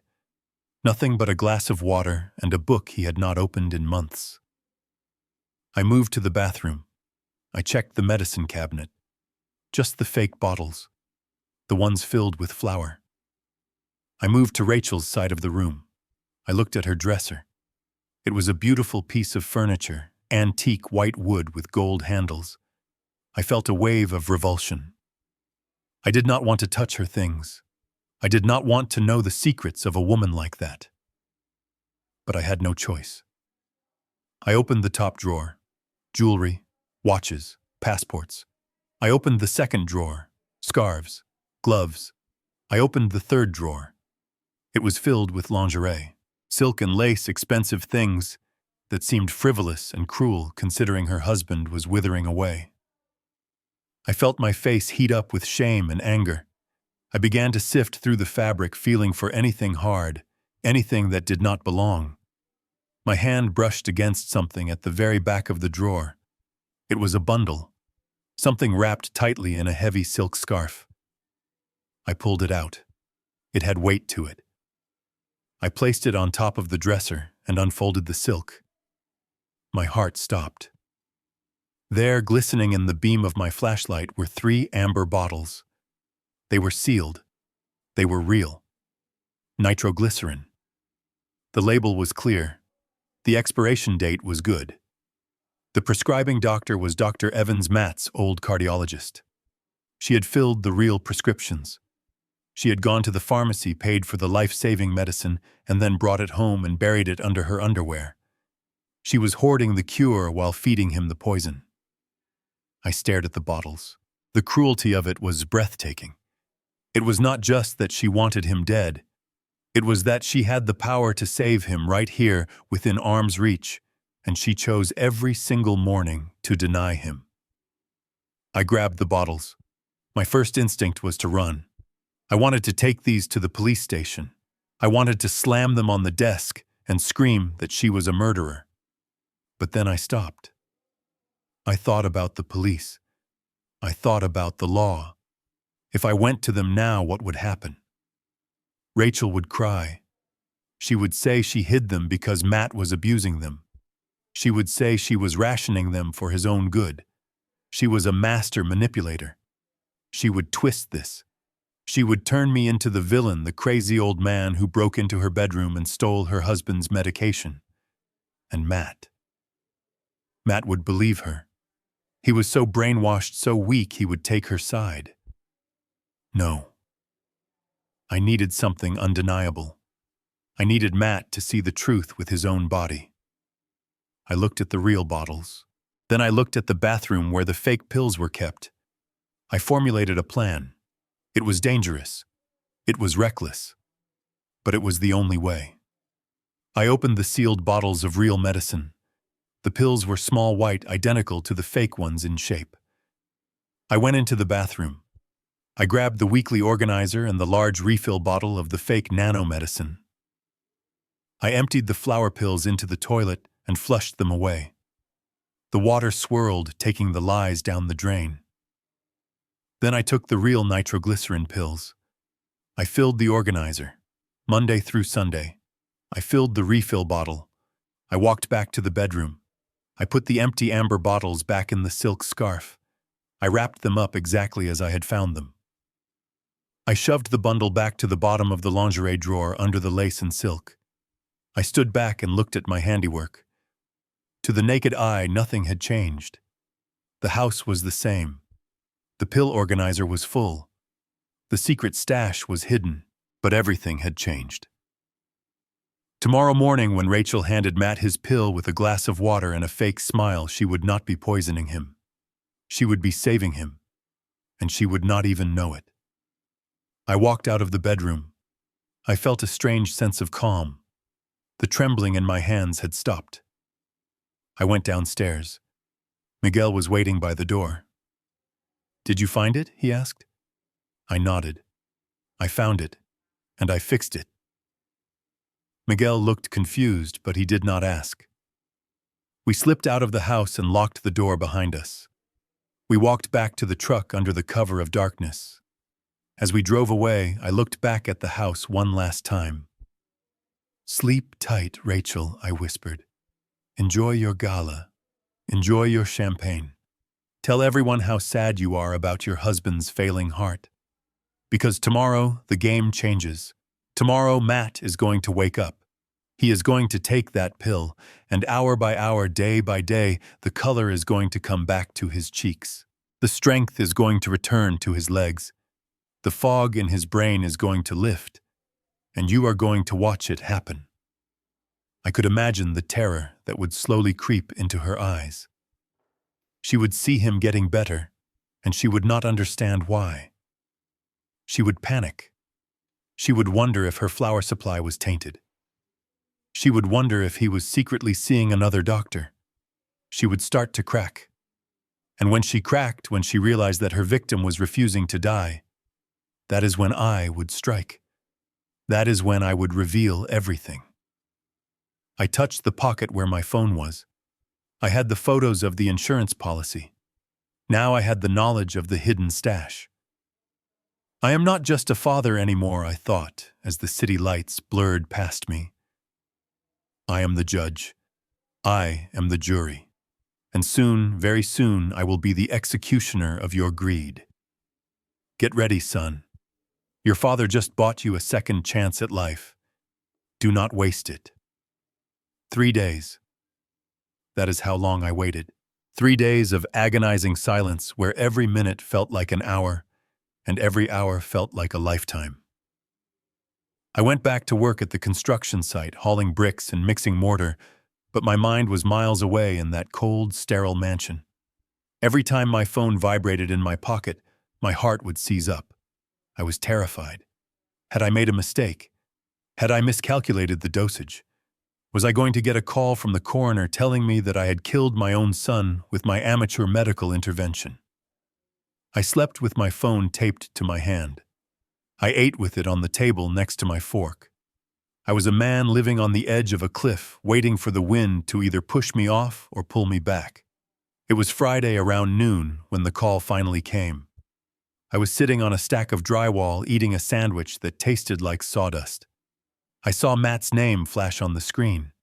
My hand shook so badly I almost dropped the phone. I took a deep breath, preparing myself for the worst. I prepared myself to hear Rachel's fake sobbing voice telling me that Matt had passed away in his sleep. I slid my thumb across the screen. "Hello?" I answered, my voice tight and strained. "Dad." The word hit me like a physical blow. But it was not the sound of a dying man. It was not the wheeze of a ghost. It was a boom. A deep, resonant baritone. It was the voice of the high school linebacker I used to cheer for in the stands. It was the voice of my son before the sickness took him. "Dad, are you there?" he asked, sounding almost giddy. I gripped the phone, tears instantly welling up in my eyes. The relief was so intense it made my knees weak. "I am here, son," I managed to choke out. "You sound different." "I feel different." Matt laughed. It was a genuine laugh, loud and full of breath. "Dad, I do not know what is happening. I woke up this morning and it was like a heavy blanket had been lifted off my chest. I can breathe. I mean really breathe. I walked the dog around the block twice and I did not even break a sweat. I closed my eyes and looked up at the gray sky, thanking a God I had not spoken to in years. It was working. The nitroglycerin was opening his arteries. The blood was flowing. My boy was coming back to life. "That is amazing news, Matt," I said, playing the part of the surprised father. "Maybe the new treatment is finally kicking in." "Yeah, maybe," Matt said, but he sounded doubtful. "But Rachel said the detox takes weeks to work." "I do not know, Dad. I just know that for the first time in 6 months, I do not feel like I am dying. I actually feel hungry. I am going to make a steak." And then I heard it. The background noise. The context that tells you more than words ever could. I heard Matt turn away from the phone. I heard him speak to someone else in the room. "Rachel, look at this. I can lift the cast iron skillet with one hand. My grip is back. Isn't it a miracle?" There was a pause, a beat of silence that hung heavy over the line, and then a crash. It was the sharp, shattering sound of ceramic hitting a hard floor, a plate or maybe a bowl smashing into 1,000 pieces. "Rachel," Matt cried out. Are you okay? I pressed the phone harder against my ear, straining to hear her reaction. I needed to hear it. I needed to hear the sound of a murderer realizing her victim was walking out of the grave. I heard her voice. It was trembling. It was high-pitched and jagged with panic. You are lifting that," she stammered. Her voice was faint, but I heard every syllable. How? How is that possible, Matt? You should be in bed. The doctor said the second week of the cycle is the hardest. You should be weaker, not stronger. She was not happy. A wife whose husband just recovered from a terminal illness should be crying tears of joy. She should be shouting hallelujah. But Rachel sounded like she had seen a ghost. She sounded terrified. "I feel great, honey," Matt said, oblivious to the terror in her voice. "I think the doctor was wrong. I think I am healed." "No," she snapped. The mask was slipping. I could hear the sharp edge of control returning to her voice. "No, Matt. This is the surge. It is a false recovery before the crash. You need to sit down. You need to take your pill right now. Give me the bottle." I smiled a cold, hard smile. "Go ahead, Rachel. Give him the pill. Give him the medicine I planted. Every time you try to poison him now, you are only making him stronger." I hung up the phone. I did not need to hear anymore. I had my answer. The trap was working. Rachel was scared, and a scared enemy makes mistakes. I sat there for a moment feeling a sense of triumph I had not felt in years. I had saved him. I had bought him time. But my victory lap was cut short by a notification on my phone. It was an email. The subject line read, "Confidential Investigation Report. Subject M. Montgomery." My stomach turned over. This was the report from the private investigator I had hired 3 days ago. I had to go to a very bad part of town to get the money for this. I had borrowed $5,000 from a loan shark named Frank, a man who broke legs for a living. I promised him double back in a month. It was a desperate move, but I needed to know everything. I opened the email. I expected to find photos of Rachel with another man. I expected to find a secret bank account in the Cayman Islands. I scrolled past to the first few pages of standard data. And then I stopped. The text blurred before my eyes. The section was titled Gambling Debts and Liabilities. There, in black and white, was a list of online casinos and sports betting sites. And next to them were the numbers: -20,000, -50,000, -80,000. Total outstanding debt, $300,000. I stared at the screen, my mouth dry. The name on the accounts was not Rachel. It was Matt. My son. My responsible, hard-working accountant son. He was a gambling addict. I felt like the ground had opened up and swallowed me whole. The triumph of 5 minutes ago evaporated. I read the summary from the investigator. Matt had been secretly gambling for 2 years. He had lost everything. He had maxed out his credit cards. He had taken out personal loans. He was drowning. Suddenly, the picture shifted. It twisted into something even more grotesque. Rachel was not just killing him for greed. She was killing him for survival. She knew. She had to know. A wife knows when $300,000 disappears. She was not just stealing his life insurance to get rich. She was using his death to wipe the slate clean. If Matt died, the life insurance would pay off the gambling debts, pay off the mortgage, and leave her with millions. She was cashing in a broken asset. My son was not just a victim. He was the architect of his own vulnerability. He had dug a hole so deep that his wife decided it was easier to bury him in it than to help him climb out. I felt a wave of anger at Matt. How could he be so stupid? How could he gamble away his life, my savings, his future? But then the anger faded into a profound sadness. He was sick. Gambling is a sickness just like heart disease. And instead of helping him, instead of getting him therapy or counseling, Rachel saw an opportunity. She saw a way to turn a liability into a windfall. She was still the monster. Matt was a fool, yes, but being a fool is not a capital offense. He did not deserve to die for playing poker. I looked at the phone again. The debt was bad, but there was something else in the report. A note at the bottom. Note: several large payments have been owed to a legitimate collection agency, but the majority of the debt is held by offshore unregulated entities. These are dangerous creditors. My blood ran cold. Unregulated entities. That meant loan sharks. That meant the mob.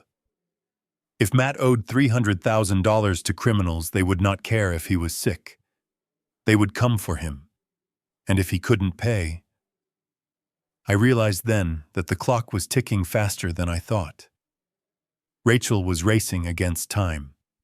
She needed him to die from natural causes and get that insurance payout before the loan sharks came to break his kneecaps. She was trying to beat the mob to the kill. I stood up, dusting the drywall powder off my pants. The game had changed. It was no longer just about saving Matt from his wife. It was about saving him from the consequences of his own sins. I needed to move fast. I had the medical proof. Now I had the financial motive. But I needed a confession. I needed to break them. I looked at the city skyline. Somewhere out there, my son was eating a steak, feeling alive for the first time in months, completely unaware that he was standing in the crosshairs of two different loaded guns. "I am coming, son," I whispered, "and I am going to save you from her, and I am going to save you from yourself, even if it kills me." The vibration of the phone in my pocket felt different this time. It did not feel like a notification or a call from a friend. It felt like a warning buzzer going off in a cockpit before a crash. I was standing in the shadow of a half-built high-rise, wiping the grit from my forehead when I pulled the device out. It was a text message from an unknown number. There were no words of greeting, no introduction, just an image and a single sentence. The image was a photo of me. It was taken from across the street of my apartment building. In the photo, I was walking out of my front door looking tired and old, carrying a bag of groceries. The timestamp on the photo was from yesterday evening. The text underneath read simply, "Pay what is owed, old man, or we start taking pieces of him, starting with his fingers." My blood turned to ice. I dropped the grocery bag in the photo, and I almost dropped the phone in reality. They were watching me. The invisible monsters that my son had summoned were no longer just names on a credit report. They were real. They were close. And they knew exactly who I was. I sat down heavily on a stack of pallets, my legs suddenly unable to hold my weight. I looked at the message again. The threat was specific. Fingers. These were not banks sending polite letters. These were not credit card companies calling during dinner. These were wolves. I thought back to the private investigator's report I had read on my screen just hours ago. The numbers had been shocking, but I had been too focused on the total amount to really understand the nature of the debt. Now, with the threat of violence staring me in the face, I forced myself to look at the truth of my son. Matt was a good boy. He was the kid who saved his allowance to buy me a tie for Father's Day. He was the teenager who never stayed out past curfew. He was the accountant who balanced his checkbook to the penny. How did that boy become a man who owed $300,000 to underground gambling rings? I scrolled back through the investigator's file looking for the trigger. I looked at the dates of the first large bets. 2 years ago. The timeline matched perfectly. It started 3 months after I sold my house. It started 3 months after I gave him that check for $200,000. The realization hit me harder than any physical blow could. I closed my eyes and let out a shuddering breath. He did not gamble because he was greedy. He gambled because he was guilty. I remembered the look on his face when I handed him that check. He had cried. He had hugged me and whispered that he would pay me back. He promised he would buy me a better house one day. He felt the weight of my sacrifice. I had given him my retirement, my security, my everything. And that weight had crushed him. He must have turned to online poker or sports betting, thinking he could turn a few $1,000s into a fortune. He thought he could win enough to buy me a house and free himself from the guilt of taking my money. He was trying to be a good son in the worst possible way. But the house always wins. And when he lost, he chased the loss. And when he lost more, he borrowed. And when the banks said no, he went to the people who break fingers. My heart ached for him. He was a fool, but he was a fool who loved me. He had destroyed his life trying to fix mine. But then the dark logic of the situation began to click into place. I looked at the threat on my phone again. They wanted money.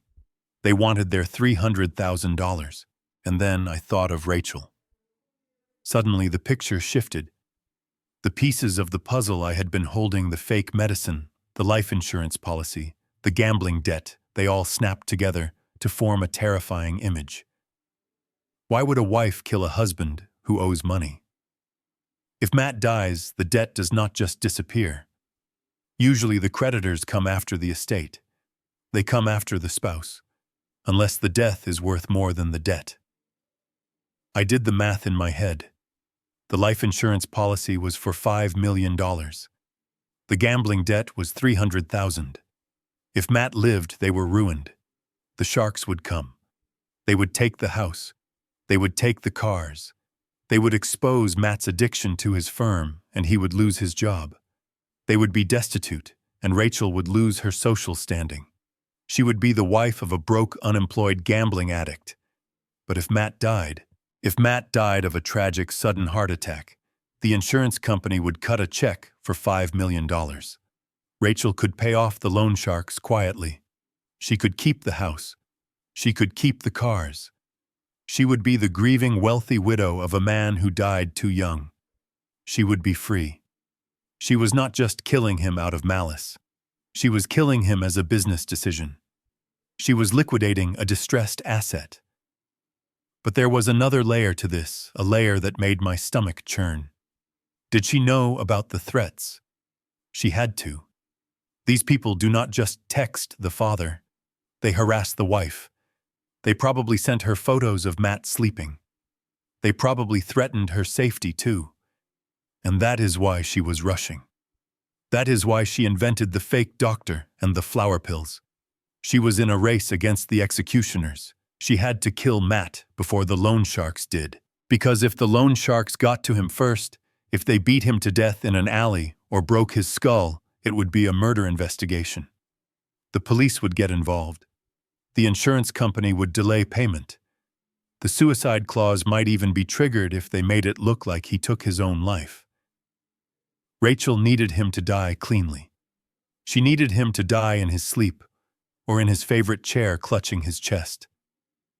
She needed a natural death to unlock the vault. I looked at the text message again. Time is up. She knew time was up too. That is why she was panicking when Matt started to get better. His recovery was not just an inconvenience. It was a disaster for her timeline. Every day he got stronger was a day closer to the sharks arriving at the front door. I felt a cold sweat break out on my neck. I had been playing a medical game, swapping pills and waiting for him to recover, but I did not realize that we were standing on a train track with a locomotive barreling down on us. I could not just wait for the nitroglycerin to work anymore. I could not just wait for Matt to realize he felt better. The wolves were circling the house. I stood up. I put the phone back in my pocket. The fear was gone, replaced by a cold, hard clarity. My son was trapped between a wife who wanted to stop his heart and a criminal underworld that wanted to break his bones. He was walking a tightrope over a pit of vipers, and he was blindfolded. He did not know he was eating flour. He did not know his wife had priced his death, and he probably thought he could still swing one big hand to pay off the debt before anyone found out. He was wrong. I walked to my truck. I needed to get to him. Not to sneak around, not to swap pills, but to stand between him and the monsters. I checked the glove compartment. I had a tire iron in there. It was heavy, rusted, and solid. It was not a weapon of war, but it was a tool of a builder. And today I was going to use it to dismantle their threats. I am not just saving you from a heart attack, Matt, I whispered as I started the engine. I am saving you from the consequences of your love for me. I pulled out of the construction site, the tires kicking up dust. The sun was setting, casting long, bloody shadows across the city. The game of cat and mouse was over. The hunt had begun, and I was no longer the prey. I slammed my foot onto the gas pedal and my old truck roared in protest as I sped toward the gated community. I did not care about the speed limit. I did not care about the red lights. All I cared about was the text message burning a hole in my pocket and the terrifying realization that my son was out of time. The sun had set, plunging the city into darkness, but in my mind I saw only fire. When I turned the corner onto their street, I saw them. A black sedan with tinted windows was parked 3 houses down from Matt's driveway. It sat there like a hearse waiting for a body. 2 men were sitting inside, the glow of cigarettes illuminating their hard faces. They were the sharks. They were the reapers, sent to collect on a debt that my son could never pay. I did not stop. I swerved my truck into the driveway, blocking the entrance, making my presence known. I grabbed the tire iron from the passenger seat. My hands were shaking, not from fear, but from the adrenaline of a father who is about to go to war. I ran to the front door. It was unlocked. I expected silence. I expected to find intruders. But what I heard was far worse. I heard screaming. It was a guttural, animalistic roar coming from the back of the house. It was the sound of a man in pure agony, but it was not physical pain. It was the sound of a soul breaking. I gripped the tire iron and ran down the hallway. My boots thudded against the marble floor, echoing the pounding of my heart. I burst into the kitchen. The scene before me froze the blood in my veins. The kitchen island was covered in shattered porcelain. Plates, bowls, glasses all swept onto the floor in a violent rage. And in the middle of the debris stood Matt. But this was not the frail, dying man I had seen 3 days ago. This was a man possessed. His face was flushed with color, his chest was heaving with powerful breaths, and his eyes were wide, manic, and bloodshot. In his right hand he gripped a large chef's knife. He was not pointing it at Rachel. He was pointing it at himself. Rachel was on the floor, huddled in the corner by the refrigerator. She was sobbing, her hands covering her face, her body trembling so violently I could hear her heels clicking against the tiles. She looked small. She looked broken. Matt screamed again, a sound that tore through the air. Why am I still alive? He swung the knife through the air, slashing at nothing but his own demons. I looked at my watch. Rachel, I checked my pulse. It is 60 beats per minute. 60. It is strong. It is steady. Why is it beating? Matt, I shouted, stepping forward, raising my hands. Put the knife down, son. Matt spun around. He looked at me, but I do not think he saw his father. He saw a witness. He saw an obstacle. Get out, he roared, spit flying from his lips. You are not supposed to be here. Nobody is supposed to be here. Matt, look at me, I said. My voice steady despite the chaos. The loan sharks are outside. I know about the debt. I know everything. We can fix this. No, Matt laughed, a high hysterical sound that made my skin crawl. You cannot fix this. Nobody can fix this. The only fix was the funeral. The only fix was the check. He turned back to Rachel, ignoring me. He loomed over her, waving the knife dangerously close to her face. You promised me, he hissed. You swore on your life, Rachel. We practiced this. The timeline was perfect. Tuesday was the day. I was supposed to go into cardiac arrest on Tuesday. The autopsy would show natural causes. The money would be in the account by Friday. He kicked the refrigerator door. So why am I standing here feeling like I could run a marathon? Where is the flour, Rachel? Where are the placebo pills? My breath caught in my throat. The world tilted on its axis. The narrative I had built in my head for the last week shattered into a million pieces.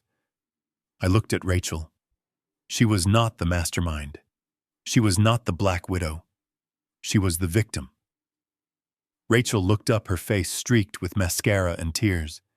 She looked at Matt with eyes full of terror and love, a heartbreaking combination. I could not do it, she sobbed, her voice breaking. I am sorry, Matt. I could not do it. You what? Matt screamed, stepping closer. I switched them, she cried out, clutching her chest. I saw you fading away, Matt. I saw you getting gray and weak, and I could not stand it. I went to the stash. I took the real medicine. I put it back in the bottle 3 days ago. I wanted you to live. I cannot let you die for money. I stood there stunned. Rachel thought she had saved him. She thought her act of defiance 3 days ago was the reason he was better. She did not know that I had already switched the pills days before that. She did not know that I was the reason he was alive. But her confession revealed the truth of her heart. She had agreed to his insane plan, but when it came down to the wire, she chose her husband over the money. Matt did not see it that way. You stupid woman, he groaned, dropping his head into his hands, the knife dangling loosely by his side. You just killed us all. He looked up at me, his eyes filled with a despair so deep it looked like a bottomless pit. Dad, do you know what you walked into? Do you know what she just did? She saved your life, I said, my voice trembling. No, Matt whispered. She signed my death warrant, and hers, and Lily's. He walked over to the counter and slammed his hand down on a piece of paper. I saw the logo of the gambling site. $300,000, Dad. That is what I owe, and the people I owe it to. They do not take payment plans. They take blood. They told me if I did not pay by the end of the month, they would take Lily, my daughter, my baby girl.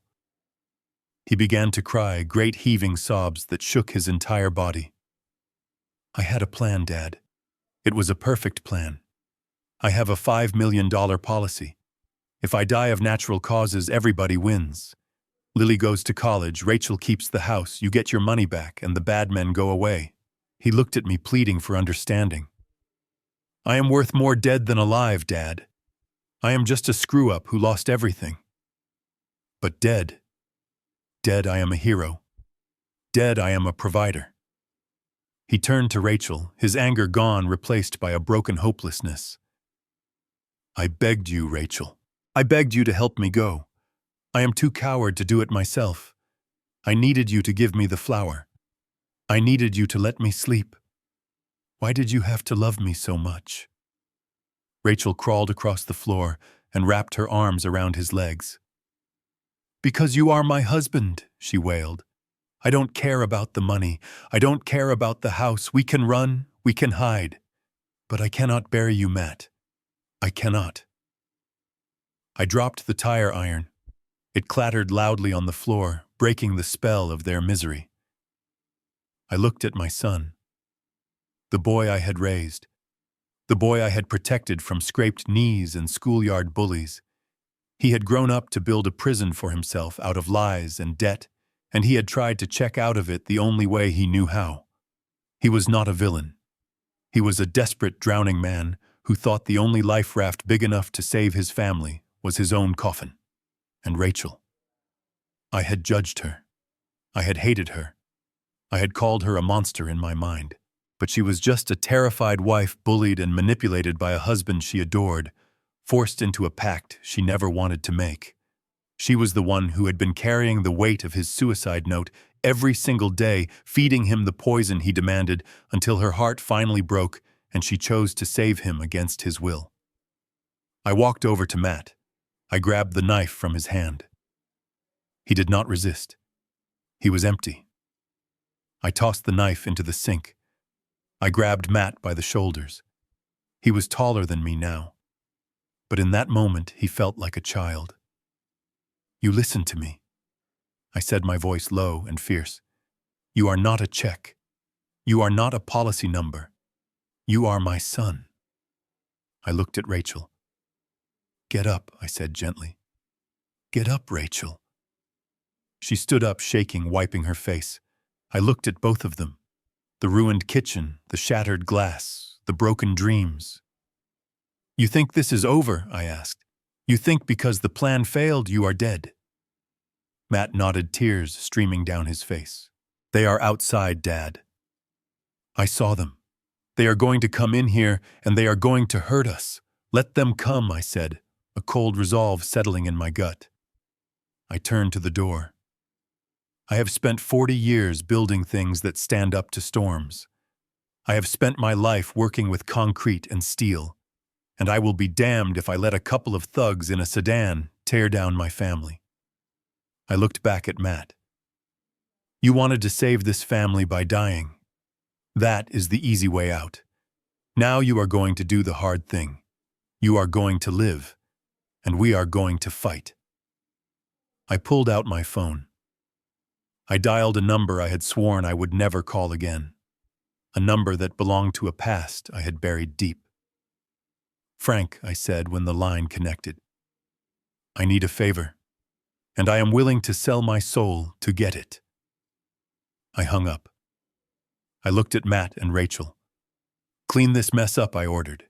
"We have company coming, and they are not the loan sharks." I walked to the front window and stared at the black sedan. The wolves were waiting, but they did not know that the old construction worker in the house had just called in a dragon. The silence that followed my phone call to Frank was heavy enough to crush the breath out of us. The kitchen was a ruin of shattered porcelain and shattered lives. I stood over my son and my daughter-in-law, my chest heaving, the adrenaline slowly turning into a deep, aching sorrow. Matt was sitting on the cold tiles, his head in his hands, his body shaking with the aftershocks of his hysteria. Rachel was next to him, gripping his arm as if she was afraid he would float away if she let go. I looked at them. I did not see criminals. I did not see conspirators. I saw two terrified children who had gotten lost in the dark woods of the adult world. Matt looked up at me. His eyes were red and swollen, rimmed with the dark circles of a man who had not slept peacefully in months. He looked at me with a mixture of shame and defiance, the look of a boy who knows he has done wrong but believes he had a good reason. "Why did you stop me, Dad?" he whispered, his voice cracking. It was the only way out. It was clean. It was perfect. I knelt down in front of him, ignoring the pain in my bad knees. I wanted to be on his level. I wanted to look him in the eye. "Tell me," I said softly. "Tell me why. And do not lie to me, Matt. Not anymore." Matt took a shuddering breath. He reached into the back pocket of his jeans and pulled out a folded, crumpled piece of paper. He smoothed it out on the floor with trembling fingers. It was the beneficiary page of the life insurance policy. The same one I had seen in the safe, but I had missed the most important detail because I was too blinded by my suspicion of Rachel. He pointed to the names at the bottom. "Look, Dad," he said. "Look who gets the money." I looked. There were two names listed under primary beneficiaries: Rachel Montgomery and Benjamin Montgomery. The split was 50-50. $2.5 million for Rachel. $2.5 million for me. I stared at my name typed in that official black font. My heart hammered against my ribs. I had thought Rachel was stealing the money. I had thought she was the villain. But my son had put my name there. He had planned to die so that I could be rich. "I did it for you, Dad." Matt choked out, tears streaming down his face again. "You sold your house for me. You gave me every penny you had. You are living in that rat-hole apartment eating instant noodles because of me. I see you, Dad. I see how tired you are. I see you limping when you think nobody is looking. He wiped his nose with the back of his hand, acting so much like the little boy I used to know that it broke my heart. I wanted to buy you a house, he continued, his words spilling out in a rush. I wanted to pay you back with interest. I thought I could make some quick money on the crypto markets. I thought I could double your savings in a month. But I lost it.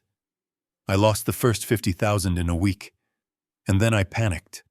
I tried to win it back at the virtual blackjack tables. And I lost more.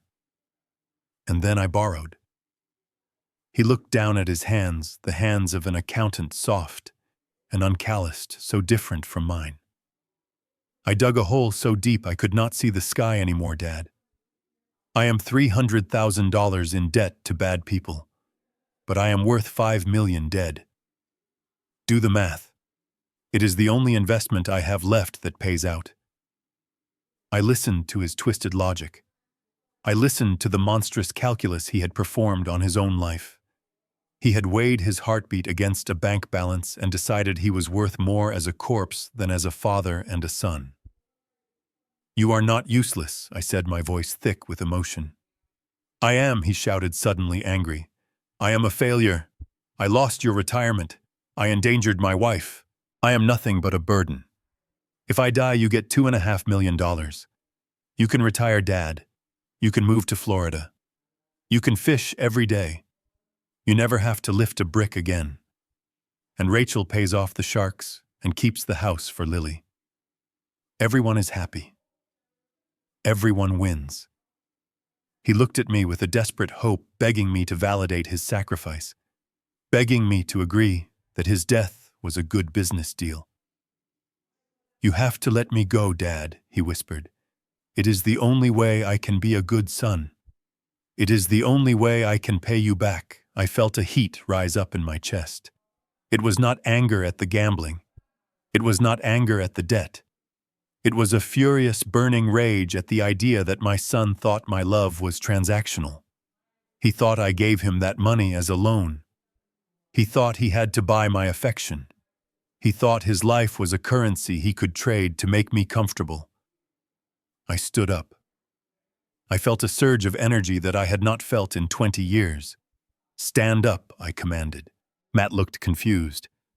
He stayed on the floor. I said, stand up! I roared, my voice echoing off the marble walls. Matt scrambled to his feet, looking terrified. He stood before me, slumped and broken. I looked at him. My beautiful, foolish boy. I thought about the days I held him when he was a baby, promising to keep him safe. I thought about the days I taught him to ride a bike, and now he was trying to sell himself for parts to pay me back. I pulled my hand back and I slapped him. It was not a gentle tap. It was a hard, stinging slap across the face. The sound was like a gunshot in the quiet kitchen. Rachel gasped. Matt stumbled back, holding his cheek, his eyes wide with shock. He stared at me. I had never hit him in his life. Not once. You are an idiot, I shouted, grabbing him by the lapels of his shirt and shaking him. You are a complete and total idiot. Matt was too stunned to speak. You think I want money? I yelled, shaking him again. You think I want to sit in a mansion in Florida while my son is in a box in the ground? You think I sold my house for an investment? I sold it because I love you. I gave you that money because I wanted you to have a life, not because I wanted a return. I felt the tears running down my own face, now hot and salty. I do not care about the money, Matt. I do not care about the $200,000. Burn it. Throw it in the river. I do not care. I can live in a box under a bridge, and I would still be happy if I knew you were alive. I let go of his shirt. He stood there trembling, the red mark of my hand blooming on his pale cheek. You are not a check, Matt, I said, my voice dropping to a fierce whisper. You are my son. You are the only thing I have left of your mother. When she died, she made me promise to look after you. And you want to kill yourself to buy me a condo. I took a step closer to him. I need you. I do not need a new truck. I do not need a vacation. I need my son. I need to know that you are walking around on this earth. I need to see you grow old. I need you to raise your daughter." Matt's face crumpled. The mask of the martyr fell away, leaving only the scared little boy underneath. "But I messed up, Dad," he sobbed. "I messed up so bad. So what I said. So we fix it. We are men. We fix things. We do not quit. And we certainly do not die just to balance a ledger." I opened my arms. "Come here," I said. Matt collapsed into me. He buried his face in my shoulder and wept, his body shaking with deep, racking sobs. I wrapped my arms around him, holding him tight, feeling the thinness of his back, the fragility of his life.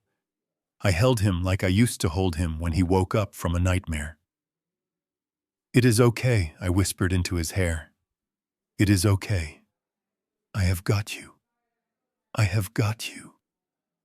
Rachel crawled over to us and wrapped her arms around Matt's waist, burying her face in his stomach.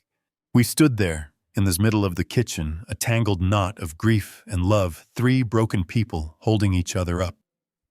I looked over Matt's shoulder at the dark window. The black sedan was still out there.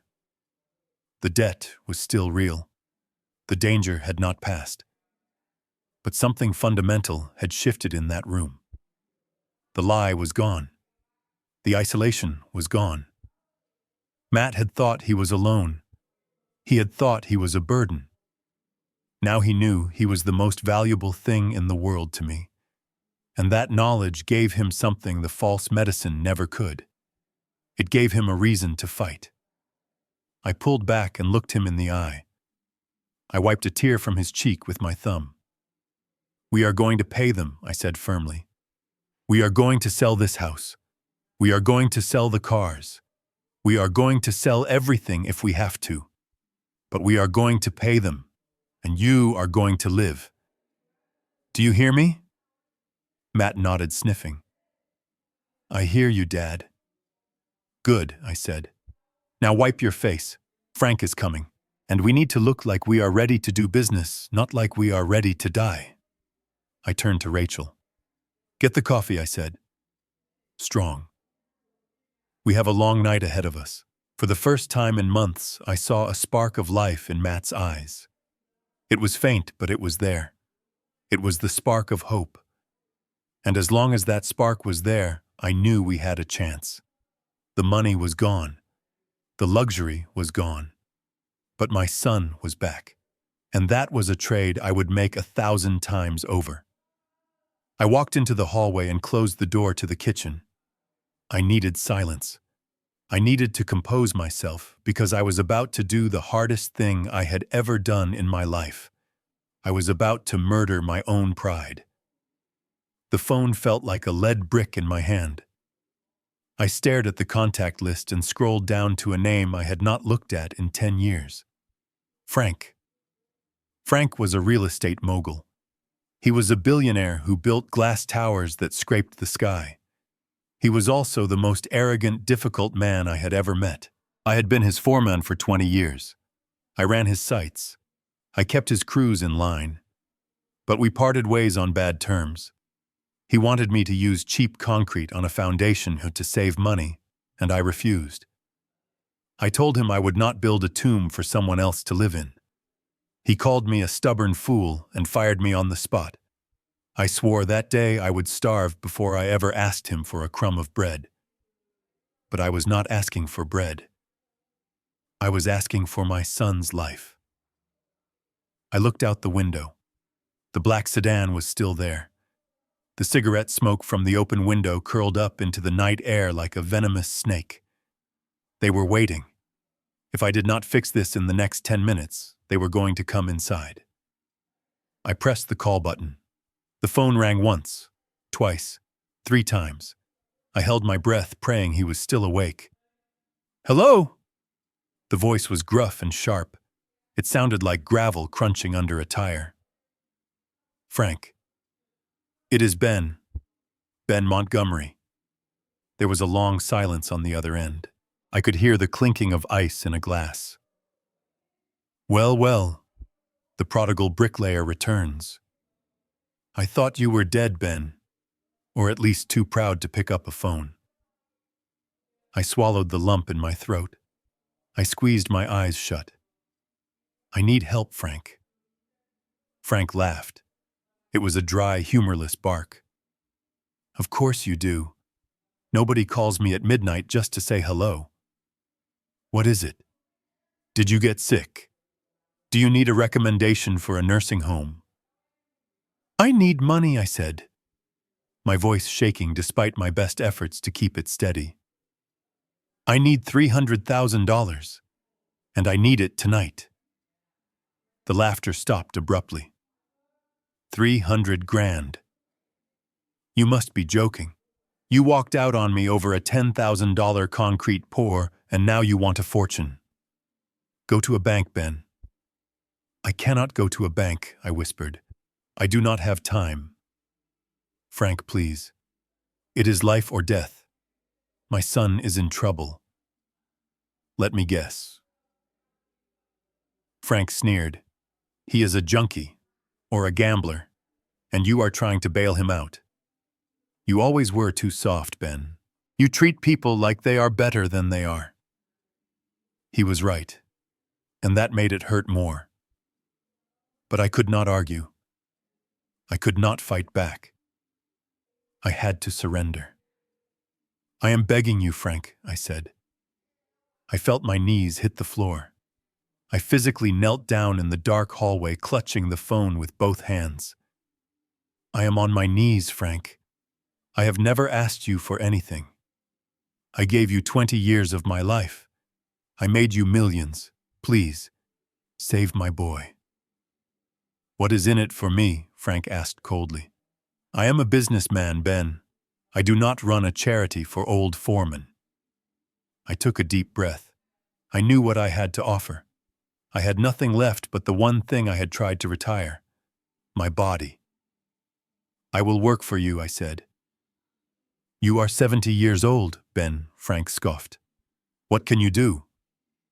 I can work the night shift, I said quickly. I can be the night watchman at the downtown site. I can manage the inventory. I can do the cleanup. I will work for free, Frank. You can take my entire paycheck every week until the debt is paid. I did the math in my head. At minimum wage, it would take me the rest of my life. I was selling my remaining years. I was signing myself into slavery.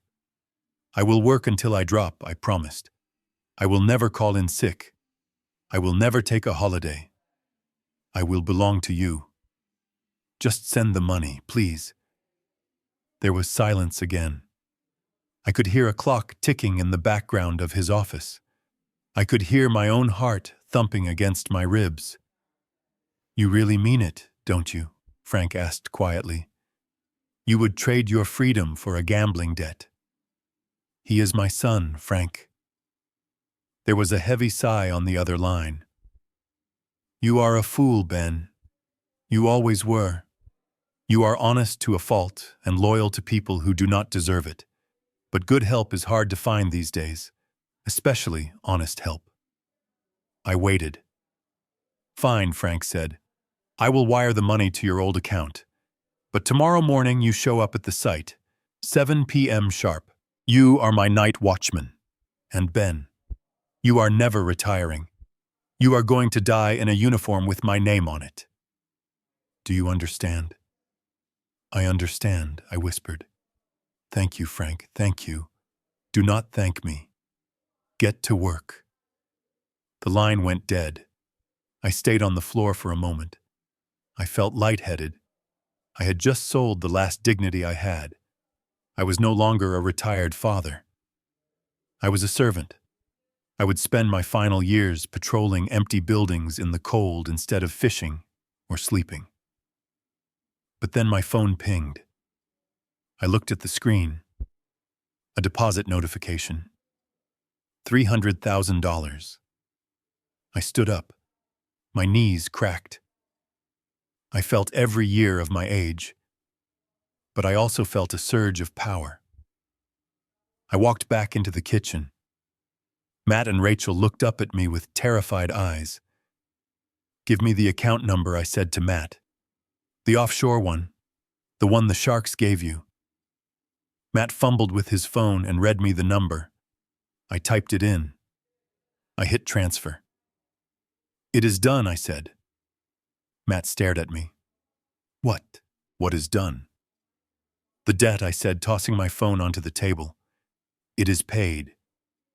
Every penny." I walked over to the window and pulled back the curtain. I watched as the driver of the black sedan checked his phone. I saw him say something to the man next to him. I saw them look up at the house one last time. Then the engine started. The brake lights flared red, and the car drove away, slowly disappearing into the night. "They are gone," I said. Matt collapsed onto the floor, sobbing. Rachel buried her face in her hands. I looked at them. They were safe. They were free. But as I looked at my trembling hands, I knew that the bill for their freedom had just been sent to me, and I would be paying it every single night for the rest of my life. I had sold my sunset to buy them a sunrise, and as a father, I knew I would make that trade again in a heartbeat. The for sale sign did not stay on the lawn of the mansion for long. We sold it for less than it was worth, just to move the money quickly. We sold the luxury cars. We sold the designer handbags. We sold the watches. When the dust settled, we handed Frank a check that covered a significant portion of the debt, but not all of it. The rest hangs over us, a monthly reminder of the past, but we pay it together. Every month, Matt, Rachel, and I put our money into a pile and we send it to Frank. We are bound by debt, but for the first time in years, we are free from secrets. They moved into a 2-bedroom apartment 3 blocks from my place. It is small. The paint is chipped in the hallway, and the radiator clanks in the winter. It is a far cry from the marble floors and the heated swimming pool. But when I go over there for Sunday dinner, the house is warm. It smells of pot roast and laundry, not cold air and fear. Matt is doing the work. He goes to therapy twice a week. He attends meetings for gambling addiction every Thursday night. He is learning to forgive himself, which is harder than paying back any amount of money. He works a modest job now doing bookkeeping for a small local business. It pays a fraction of what he used to make, but he sleeps at night. And Rachel. She surprised me the most. She did not run. She did not file for divorce when the money dried up. She put her hair in a ponytail, put on a pair of scrubs, and went back to the hospital. She works long shifts on her feet, emptying bedpans and checking vitals. Her hands are rougher now. She looks tired. But when she looks at Matt, she looks at him with eyes that see the man, not the provider. She learned the hard way that a husband in a small apartment is better than a widow in a mansion.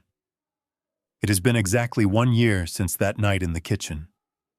I am 71 years old today. My back hurts more than it used to. The cold, damp air of the night shift settles deep into my bones. I am wearing a security guard uniform that is a size too big for me. I sit in the guard booth at one of Frank's construction sites, watching the monitors, drinking black coffee to keep my eyes open. Frank kept his word. He works me hard. He expects me to be here rain or snow. But sometimes when he drives past in his limousine, he nods at me. It is not a nod of friendship, but it is a nod of respect. He knows I am a man who pays his debts. I see headlights pull up to the gate. My heart does a little jump. It is an old sedan, reliable and dented. Matt steps out. He looks healthy. The gray color is gone from his skin, replaced by a ruddy complexion from walking to work. Rachel gets out from the passenger side, holding little Lily's hand. Grandpa Lily shouts, running toward the gate. I step out of the booth, my knees popping, and I scoop her up. She feels heavy and solid. She is the reason we did all of this. "We brought you dinner," Dad, Matt says, smiling. He hands me a plastic container. I open it. It is not a bento box. It is not sushi. It is not salmon and caviar. It is a ham and cheese sandwich on white bread with the crusts cut off just the way I like it. And a sliced apple. I look at the sandwich. It is the cheapest meal in the world. But as I take a bite standing there in the cold with my family, It tastes better than any banquet I have ever imagined. There is no poison in this bread.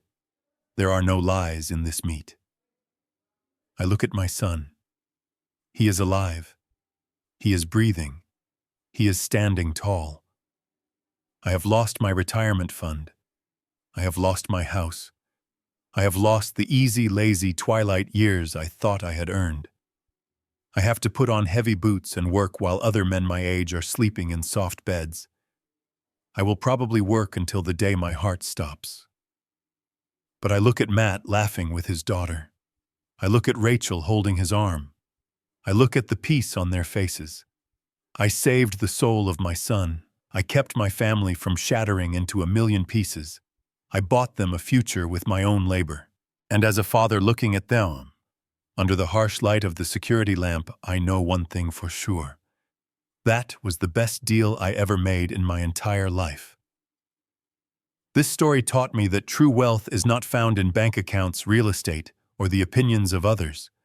True wealth is the ability to look at yourself in the mirror without shame and to sit at a table with your family without secrets. We often destroy our lives trying to maintain an image of success, forgetting that dignity and honesty are the only currencies that truly matter in the end. A small home filled with truth is a palace compared to a mansion built on lies. If this story touched your heart or made you think about your own family, please hit the like button and subscribe to the channel. It really helps us share these important lessons. And tell me in the comments, what is the one thing you would sacrifice everything for? I read every single comment, and I would love to hear your story. See you in the next video.